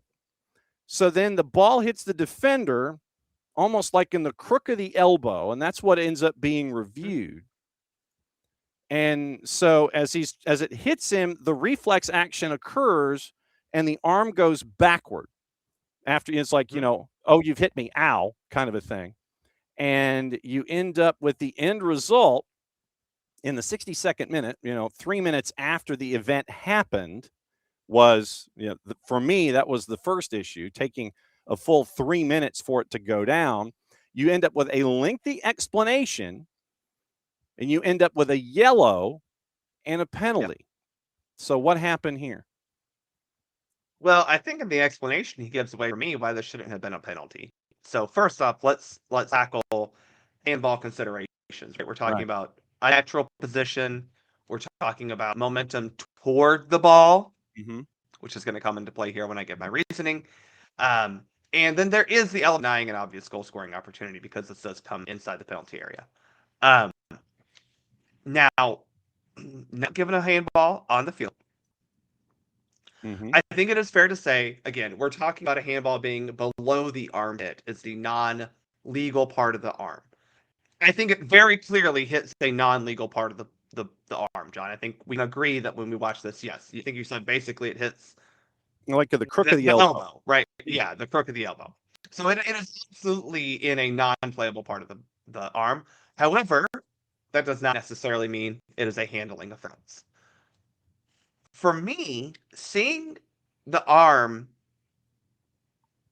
go back in a very,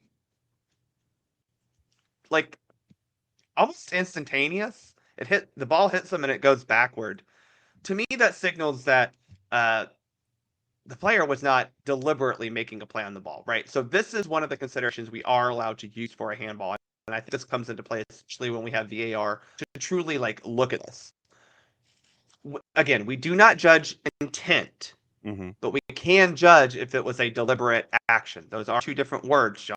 Your mother would be very happy breaking down these definitions. Yes. We cannot judge intent. Intent is a mental thing, right? But we can judge if it's deliberate based on the action taken.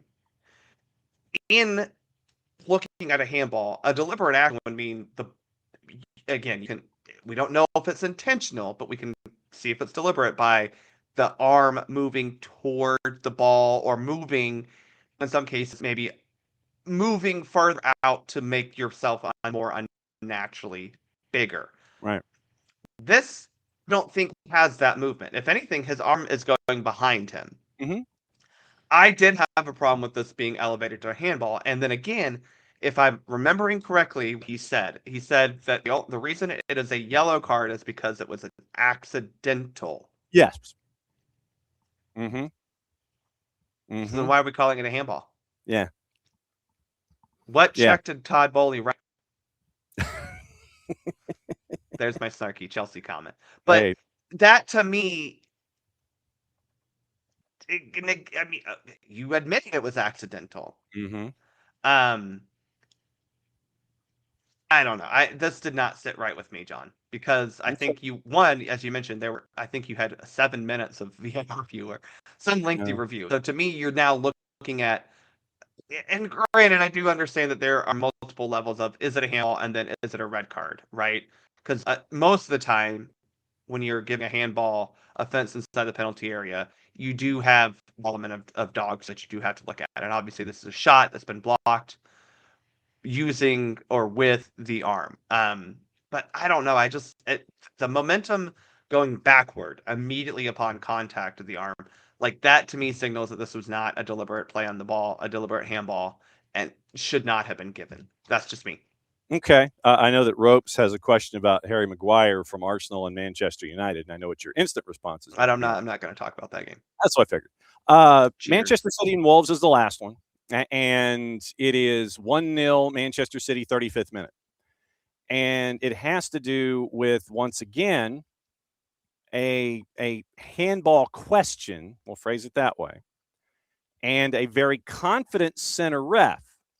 You have contact inside the 18, goes to VAR, and it is with Marmouche coming down the near side, and Mosqueda is between him and the rest of the activity. So Marmouche settles, kicks it back, and it hits Mosqueda with arms open, and it hits him. It hits him. I mean, it hits him halfway. I mean, it hits him what? I think it's fair to say. Yeah, and so if it hits Mosqueda, arms open wide, and he goes like this, and it hits him basically at the halfway point, then it goes to VAR, and the center ref was confident in his call and disregards VAR in his ultimate decision and says that it's not. I will say this. I prefer the ultimate decision to be made by the official on the field. And from his viewpoint, he said, no, I do not think this is a handball. My issue is this looked way more like a handball than what happened in the Chelsea match. Now, I will say the difference here is this is not a shot on goal, right? That doesn't necessarily put into the filter, but you are looking at dog so with the other handball. We do have an element of dog there, right? This one, I mean, to me, he said arms wide open. I mean, yeah, his arm is pretty far with arms wide open. Yeah, thank you. His was pretty far out there. I'm just trying to be as cool as your wife and, a singer. Aren't we all? I'm not. I'll tell you that right now. John, it's him on the bicep and his arm is pretty. I mean, it hits him between. For me, it hits him between the bicep and elbow. So I think we're very clearly in there's a handball, illegal part of the arm zone. Yeah. I just feel like the arm is that way out. It's probably a handball. You talk about unnatural because he even to me changes the position of his arm. Mosqueda changes his stride during his run. Right. Yeah. So Mosqueda is to the inside like this. Yeah. I mean, Marmouche is closest to the camera as he's trying to turn inside the 18. So ball is dropped in a bucket for Marmouche to get to. First touch, beautiful. He hits it with his right boot, ends up kicking backward, and Mosqueda, who is off of Marmouche's right shoulder, literally as he's running goes like this. He's striding and then he opens up, and then to me that's like that should have been a no-brainer. But I agree. But center ref basically said, even with VAR, that nope, and so that was where we were. And this is where again, I like the center referee being able to look at VAR and use that as a tool to come up with a final decision. I don't know if he got it right though. Yeah, that's the biggest thing. And Pep Guardiola was none too happy after the match about that particular call. What is up at Soccer for USPod as you get ready for the second friendly in this window for the WNT in Santa Barbara coming up tomorrow with Chile? Well, that's exactly what we'll have these two matches to talk about. I think first off, John, I do want to hit. This is cool. They're playing in Santa Barbara and the Gaucho Herder Stadium, home of the Gauchos, a stadium steeped in soccer history. UCSB, pretty decent soccer program on the men's and women's side. This is cool. I just want to point that out. Like it's very cool that the U.S. women are going to be playing in a new stadium, a new venue. The men have played here a couple times, but the women have never played here. We will be recapping all this next week on the Soccer for Us pod because I'll be, hopefully, John, I don't think I'll have any problem, but hopefully I'll be on to Miami tomorrow morning for a trade show, and I will be busy doing that for the next couple days. Although it is supposed to be in the 60s for the highs, so I'm not even getting warm weather. Oh, well. Yeah, we're going to have to talk to you about that. Okay. So keep an eye on that. Keep an eye on all the things. As always, it's great to catch up with you on Mondays and run through anything and everything going on with national teams and the NWSL and all the things. It's always great to see you, my friend. Can I make Yes. an Atlanta United statement? Sure. Okay. Mm-hmm. We are coming up on our first preseason game, right? I Yes. think it's this weekend. Friday. It's Friday. Okay. Friday. So Friday. I think I'm allowed to say some Atlanta United things. I think, and I often come on here and criticize the club because someone on here has to criticize the club. But I think the twos playing after games at UGA is a fantastic move from the club. I think that it is, no offense to all those people who do go to the games up at Kennesaw, it's become whatever. Sorry, it just has. It's obviously too big of a stadium for them. You know, it's not like the field is any better than what you're going to get at UGA at an actual soccer specific facility. I think this is a great move from them. It also, in theory, branches out a little bit and brings the product to a slightly different consumer. You know, again, I'm not going to assume. I will look with some reasonable logic to say that people in Kennesaw can just as easily come see the real team play as opposed to the second team. Similar to the reason why I think the Stripers don't have quite the attendance that they probably should, because people in Gwinnett can still just hop on over and go see the actual games. Because everybody's stuck in traffic going to see the Stripers, man. You got to deal with rush hour. Yeah, I mean, that's the other problem. It's not like if you're going to go through traffic, you might as well go to see the real Braves band, not the fake ones. Leave it 3:30. Yeah, I think this is a great move, and I do want to just point that I think this is a really smart way to put the twos in probably a little bit better environment, and put them in front of different people, and hopefully, you know, the attendance is. Here's the thing: if the attendance is the same, it's going to look a lot better. Mm-hmm.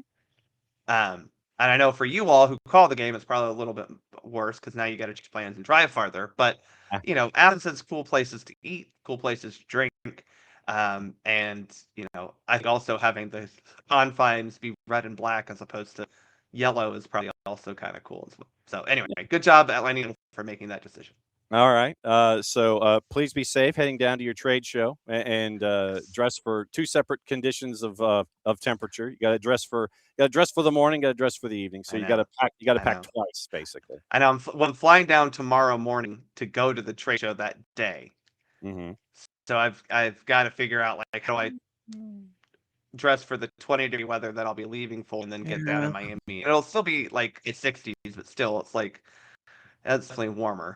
So I don't know. Okay. Well, keep us posted and post the socials, please. Of course. All right. Be safe, my friend. We will see you coming up next week. Stay warm. Yes, exactly. There goes Bart. So as always, great to catch up with Bart. And the twos are going to be starting their season at UGA, and that goes into the summer and through the World Cup and the home dates after the World Cup, they don't know yet. They don't have a resolution for that, or they haven't let us know where that's going to be yet. To be determined at a later date. And the Twos are going to start their season up in Athens. So very, very cool stuff there. And as always, thanks to Bart for putting up with all of my silly questions here on Monday. Couple of things that we got to get into before we get out of here. And we got to get into gossip, rumor, and innuendo. Got to get into the news of the day, who might be heading where and who's doing what. So here is what we know. Yesterday, we mentioned Johnny Cardoso, and we mentioned his 73 minutes. It was 2-0 at one point, but then it ended up at 3-0 because of this moment from this guy. You might know him. Beau de game tombeur de Manchester City lors du tour précédent, de la journée précédente. Faut le faire. 3-1 en plus, hein. Ouais. Thiago Almada! Oh, Thiago Almada! Quel but! Golasso! Insaisissable et foudroyant. Thiago Almada 3-0. Oh, je l'ai énervé là. Almada, j'ai dit qu'il avait. And yes, it was in French. So, but, goal in French. And I learned that when I was when I went through my hockey years. But yes, that was in French. And yes, that was La Liga, and it was 3-0 for Atletico de Madrid. And they are at 44 points. They're third in the table, and they are 3 points clear of Villarreal, who has a match in hand. Villarreal and Girona and Getafe and Levante are the only teams that have not played in match week 21 yet. So Villarreal, 13-2-5, 3 points behind Atletico de Madrid. If they win, they're even on points, but unless the match is a blowout, then Villarreal is still behind on goal difference. I would anticipate goal difference is going to be a little closer if Villarreal wins. But right now, Atletico de Madrid, third in the table in La Liga, behind Barcelona and Real Madrid. Barcelona, by the way, has lost 3 times in 21. They've only drawn once. Real Madrid has lost twice and drawn 3 times. Atletico de Madrid, 13-5-3, 44 points. They're that second pairing. Barcelona, Real Madrid, 1-2. Atletico de Madrid, Villarreal, 3-4. And then everybody else. Espanyol's at 34, Real Betis 32, ahead of Celta de Vigo on goal difference. And then you really get into the fight. Real Sociedad is at 27, and then Getafe is at 21 in 18th. So you're looking at 10 teams separated by, or 11 teams separated by 6 points in La Liga right now. But Atletico de Madrid has nothing to do with that because they're third at 44. And the latest involving Thiago Almada is Palmeiras. After we were discussing it last week with Atletico de Madrid and Galatasaray on a loan, Thiago Almada was looking for minutes. He was looking, reports had him being positive toward the move to Galatasaray, but the club turned, meaning Atletico de Madrid, turned that down on a loan deal. And so right now, Palmeiras we're back to Palmeiras kicking the tires on the idea, and no resolution yet on the $31 million-ish that is owed Atlanta United from John Texter. And it could be that once again, you could have either 2 transfers or 3, or 2 transfers and a loan deal involving Thiago Almada before Atlanta United gets paid. Just saying. All right. Let me see. What else did I have on the table this morning? Okay. Here is latest transactions as we know them. You have, let's see, Fluminense and Kevin Serna. Wolves have rejected a bid on, of course, everything just starts to collapse. Wolves have rejected an €8 million bid for left back David Müller-Wolf, and David Müller-Wolf is deemed too low. Wolves prefer to keep him. Of course, you all do with a week to go in the window. So let's check with our buddy Ben Jacobs, find out what else is going on. Dan Neal's in Ipswich to complete a straight loan deal from Sunderland. Birmingham City close to signing Alaves swinger Carlos Vicente for around £7 million. Flamengo confident of agreeing for a deal on Lucas Paquetá this week. Advanced talks with West Ham continue over the payment terms.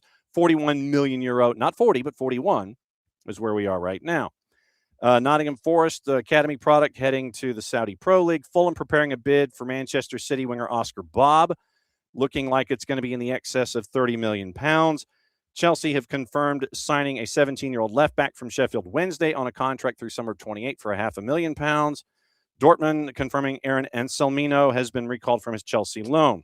We mentioned Guido Rodriguez heading to Valencia from West Ham, heading that way, and the Ivan Neyu part from Getafe. Let's see, what else are we missing? Bournemouth and reaching the agreement in principle for keeper Christos Mandas, loaned with a conditional obligation from Lazio. Alex Crook and Ben Jacobs together, paying a loan fee of £1.3 million, a £16 million conditional obligation to buy triggered by appearances. If it's not triggered, Bournemouth must pay £850,000. Andy Robertson's going to remain at Liverpool as it stands. Liverpool do not currently feel in a position to sell. Exit talks, according to Ben, always handled with the best interests. Decision not to sanction the departure, one made by both club and player acting in good faith. Spurs also understood to have handled negotiations respectfully, according to Ben, reached an agreement in principle. But for now, Liverpool and Andy Robertson have called off the move. So that is the latest from Ben Jacobs. Let's check with Tommy Scoops, because there are a few moves that have gone down in Major League Soccer. Right now, Fulham and Ricardo Pepi, a new $38 million deal is on the table, €32 million. Fabrizio Romano first. According to Bogert, PSV is saying that Fulham's bid is not enough. Gap is closing. Keep an eye on that one. There is optimism. You've got a week to go in the window. LA Galaxy's finalizing the deal that we talked about last week with Joao Klaus, with our buddy Nico Moreno. Looks like it is a $2 million intra-league transfer, straight cash, homie, going from LAG to St. Louis City SC. And if this does go down, or when it does go down, we're going to catch up with our friends from Ball Watching and see if we can analyze what's going on with St. Louis City this season if they lose Joao Klaus. Musa Sila, joining on a DP deal for NYCFC, has bought down Thiago Martins. Tom has been told 3 DPs right now. Nico Fernandez, Sila, and Talis Magno, who's back from loan and in preseason. Left out of Schalke's squad on the weekend, and Florian Plettenberg was one of the ones to mention. That one left out of Schalke squad, 16 goals in the second tier last year. So Musa Sila from Schalke, according to Florian Plettenberg. Crew and Jason Russell-Rowe, player of interest, outbound on the window closing. A Ligue 1 club, according to Bogert, among those with serious interest, one to watch over next week, and contract expires at the end of 26. Also on the board, let me see if anything outside of Sila and Pepe. Rosario Central finalizing a deal to sign winger Julian Fernandez on loan from NYCFC. Deal includes a purchase option. Join the club for a fee around $5 million. 7 + 8 and 77 apps for NYC. Started 14 matches last year. NYC was in the market for a new forward with Alonso Martinez out with a torn ACL, and that was why Sila came in and was a part of their thought pattern. It is Toronto FC has announced their updated 26 preseason schedule. It is let's see, 5 matches, January 28th, closed-door scrimmage against Incheon United, K-League 1 and Korea Cup winners Jeonbuk Hyundai Motors on the 31st, AIK Football on February 7, and February 11th, it's Fredrikstad FK. Then it's Policia Zitomir on February 14th. And you have the beginning and the end of those are closed doors, and that is TFC's 5 matches coming up for their preseason. Also on the board, we mentioned Daniel Franco Negri, according to Cesar Luis Merlo, the new reinforcement for Houston Dynamo, free agent from San Diego, signing a 1-year deal with an option for another. He's got a green card, so he does not take up an international slot for them. Mati Bogish, according to Cesar Luis Merlo, traveling to Houston today to undergo medical exams, signing with the Dynamo for 3.5 years, option for 1 more. Transfer $6 million plus 4 in bonuses, plus the sell-on percentage was initially thought. Right now, doesn't appear that is a part of this dynamic. Right now, it's just the $6 million up front plus 4, and that's already agreed to. So keep an eye on Mati Bogish now going to Houston. Houston doing a lot of moves in the offseason. Let's see. We mentioned Carlos Vicente, and we mentioned Oscar Bob. Nottingham Forest looks like they might be putting together a bid for Jean-Philippe Mateta from Crystal Palace. in a possible January move, believed to be in the neighborhood of 35 million pounds there. Also, let's see. No, that's not what I want. Also, from our friends at Talk Sport, Dortmund have been furious by Chelsea's decision to recall Anselmino from his loan spell, and it was an agreement which included a break clause. Chelsea are already in the transfer market to add a center back, have now once again added Anselmino back. They have contractual rights on both Anselmino and Mamadou Sarr, who's on loan to Strasbourg. Liam Rosenior's first deal, bringing Anselmino back into the fold. Reports in Germany understand that Dortmund are furious with Chelsea's decision to trigger the option now with only a week left in the window. So Chelsea not making any friends. Keeping an eye out on that one. This one was interesting, and it doesn't have anything to do with on the field. How many of you remember Alexandre Pato? Purple team picked him up late in his career, and he tried to stay healthy, couldn't do it. It's a great idea, but it didn't come to fruition. It appears, according to Talk Sport, Pato is a part of a consortium interested in the takeover of Colchester United in League Two. He was at the JobServe Community Stadium as a guest of owner Robbie Cowling to observe the win over Fleetwood Town. Talks advancing. No announcement is imminent. Colchester had been looking for an owner since last September, and it looks like Alexandre Pato and friends might be kicking the tires on that one going forward. So you got that. On the weekend, when it came to other gossip, rumor, and innuendo really quickly, let me get all of the other news that might be out there this morning. Gossip, we'll see if there's anything that has been missed. Manchester City apparently keeping tabs on Trent Alexander-Arnold as uncertainty grows, according to Team Talk, over his future at Real Madrid. Liverpool have contacted Xabi Alonso's reps to inquire about his availability, reportedly giving a positive response to his former club's approach. That's from AS. Bournemouth close to completing the signing of Vasco da Gama's Ryan, the 19-year-old, on a permanent deal from David Ornstein. Lazio have submitted an offer of worth up to £15 million for Everton's midfielder Tim Aruegbenam. Chelsea, Manchester United tracking Rennes striker Mohamed Kadir Maiti. Rennes have rejected Chelsea's approach for Jeremy Jacquet, but the Blues want to do something in the summer to pick up the 20-year-old Fabrizio Romano on that one. You've got Borussia Mönchengladbach keeper Jonas Omlin, target for Sunderland, has joined Leverkusen on loan till the end of the year. Wrexham have registered interest in Southampton's Adam Armstrong. Saints want $15 million for him, so keep an eye on that. Middlesbrough got to Jeremy Sarmiento from Brighton before Birmingham City did. 4.5-year deal, £3.2 million. Let's see, we mentioned Vicente. Hull City's Charlie Hughes, once again being looked at as a replacement for Mark Gahey, since Gahey is now at Manchester City. And let's see if there's any other names that are out there. Not at the moment. Okay, so that's gossip, rumor, and innuendo. Now from the Premier League, obviously from the weekend, it was, rough for Arsenal. Sorry, Bart. The fact that I kind of kept that one until the end, I apologize for that one. But you end up with a closer. Everybody's thinking, "Oh, the title race is back on," after what happened on the weekend with Arsenal and Manchester City and Aston Villa getting closer and closer and closer. We do have Monday Night Football, by the way. Everton and Leeds, 3:00 Eastern. Everton at home, Bramley Mordaka plus 152. Leeds on the road at plus 195, and your draws at plus 215. The results from the past weekend: Manchester United beats Arsenal 3-2 at a plus 480. Patrick Dorgu just hit an absolute bomb at one point. Nottingham Forest shuts out Brentford 2-0 at a plus 340.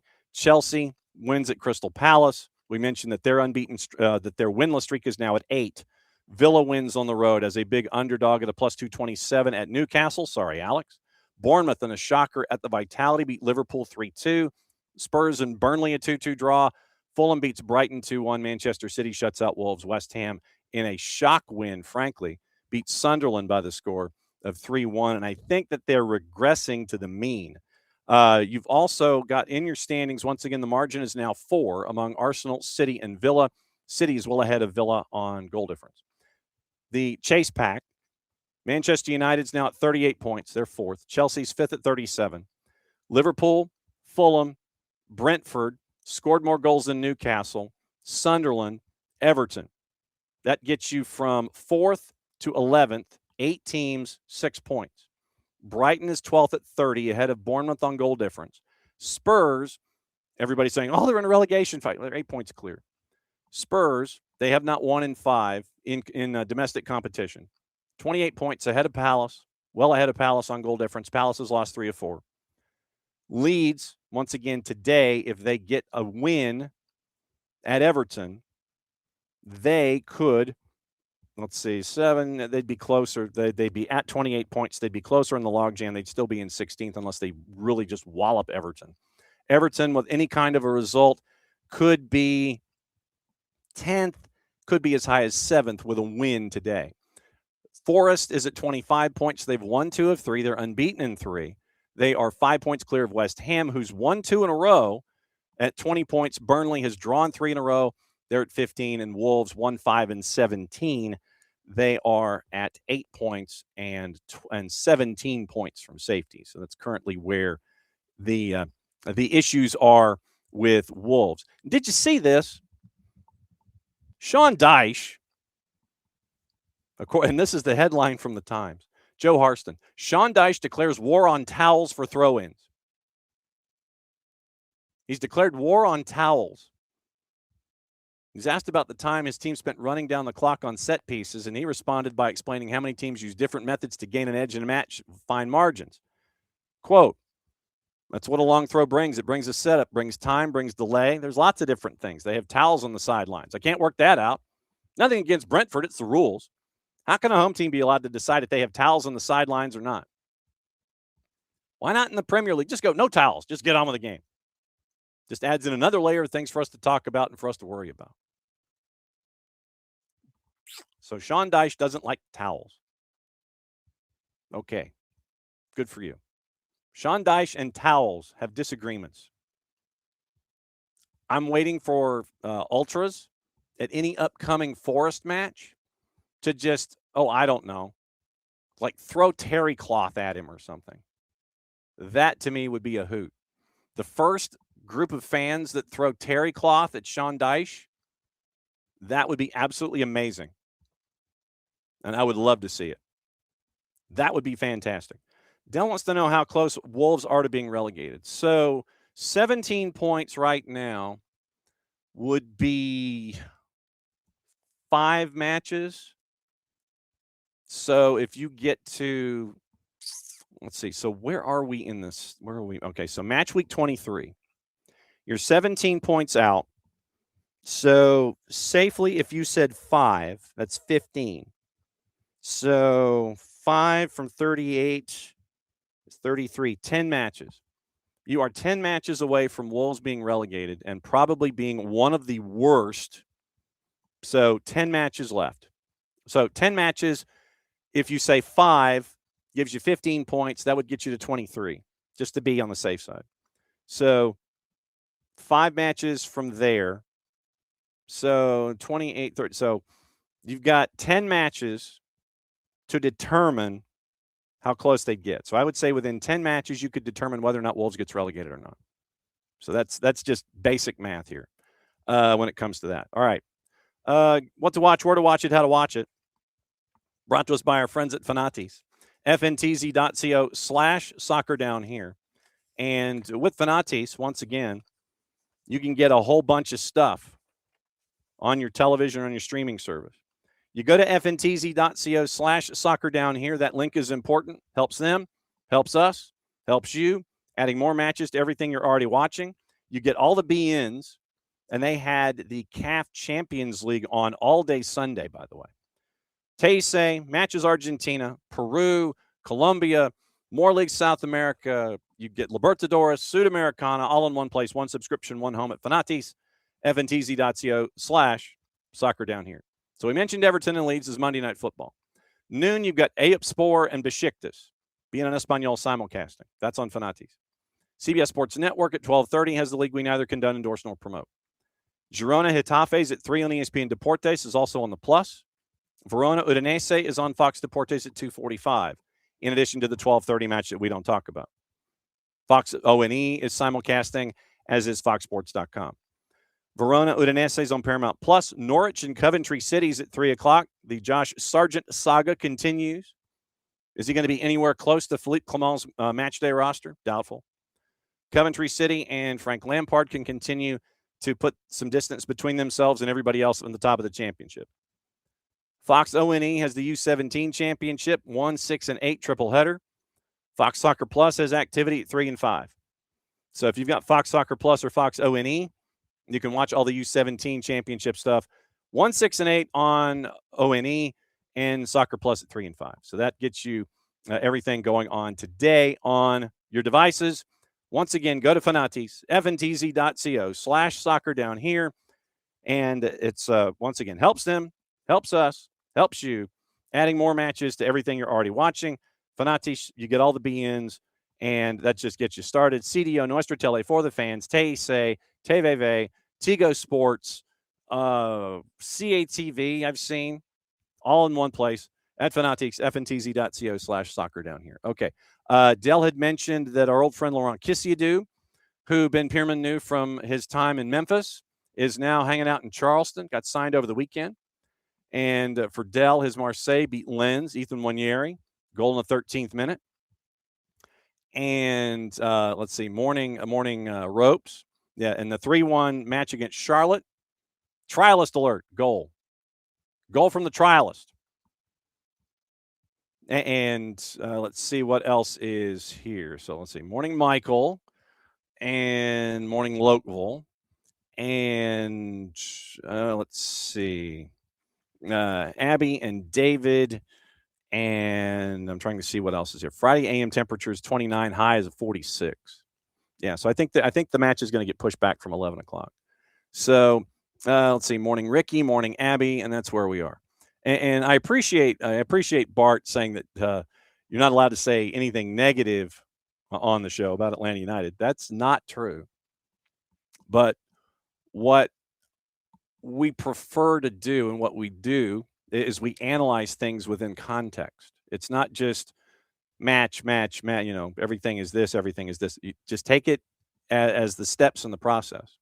And that's how we look at things. It's analysis and being critical within the analysis. And so it's not just it's for a double negative. I was about to do a double negative, but we are critical. We are disappointed, just like the rest of you. So, and I know that Bart was doing some needling as well. So that's all part of it. Our high school schedule is getting ready, and that's going to be starting on the 10th. So we're almost like 2 weeks away from that, which is crazy. So the high school schedule is going to be the sprint that it always is. I think we're going to bring back the Red Clay Wednesday show, and we'll take the tour with everybody that goes on there as well. I'm trying to see if I missed anything news-wise. I'm trying to see, did I miss anything? It's $38 million for Pepe. I think we're good there. And I'm checking the papers before we get out of here. This is Michael Carrick turning himself into a de facto coach for Manchester United. Is the coaching search being wiped away by Michael Carrick and all of the results that we're seeing? And keep an eye on all of that as we go. Okay. Let me see if I missed anything else. It looks like we're getting a new 3D from Drew. And so, yes, the everything that you heard from Drew is all a part of everything. Felipe Dos Santos has joined Danny Dichio's coaching staff at Detroit City. And I think that's it. I think we are here today. So 3D coming out a little later today, and all of this content obviously is going to be going to all of the places that it goes. Yeah, really, Abby, let him stay if they continue to win. Like I said, I think you might be turning the coaching search into a real easy one. Point to within. Back at it again tomorrow, 9:05 a.m. Eastern time. Abby, be safe. Everybody stay safe. Turn your faucets on tonight because it's going to be massively cold. And the last thing we need is frozen pipes from anybody. And I've been running pipes for like the last 3 days. And the next 2 games for Manchester United. Yeah. So listen to the 3D coming up from Drew coming up here later on, early this afternoon. Obviously, the show and its content will be out later today as well. Thanks to Bart. Thanks to Abe. Thanks to y'all.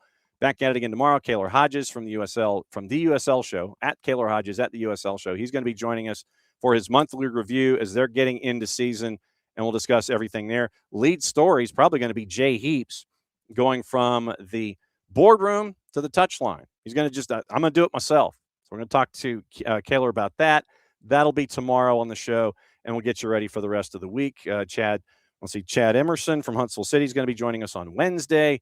And we got the Power Hour Thursday, everything else going on. I think we might be catching up with one of the host cities as well, and that'll be on the show this week as well. So once again, back at it a little less than 22.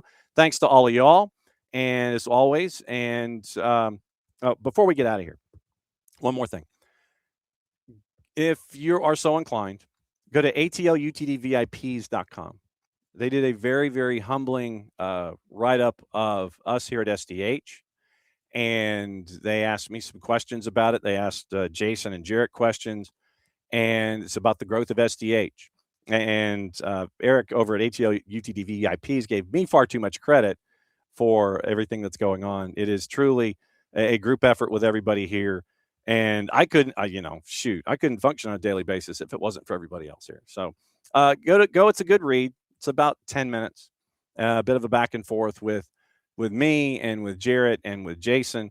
And like I said, very, very humbling to have been reached out to have something written where a lot of your quotes are in the article. So go give it a peek, share it if you would. Just talks about us at SDH and the growth, but very, very humbled to have been asked.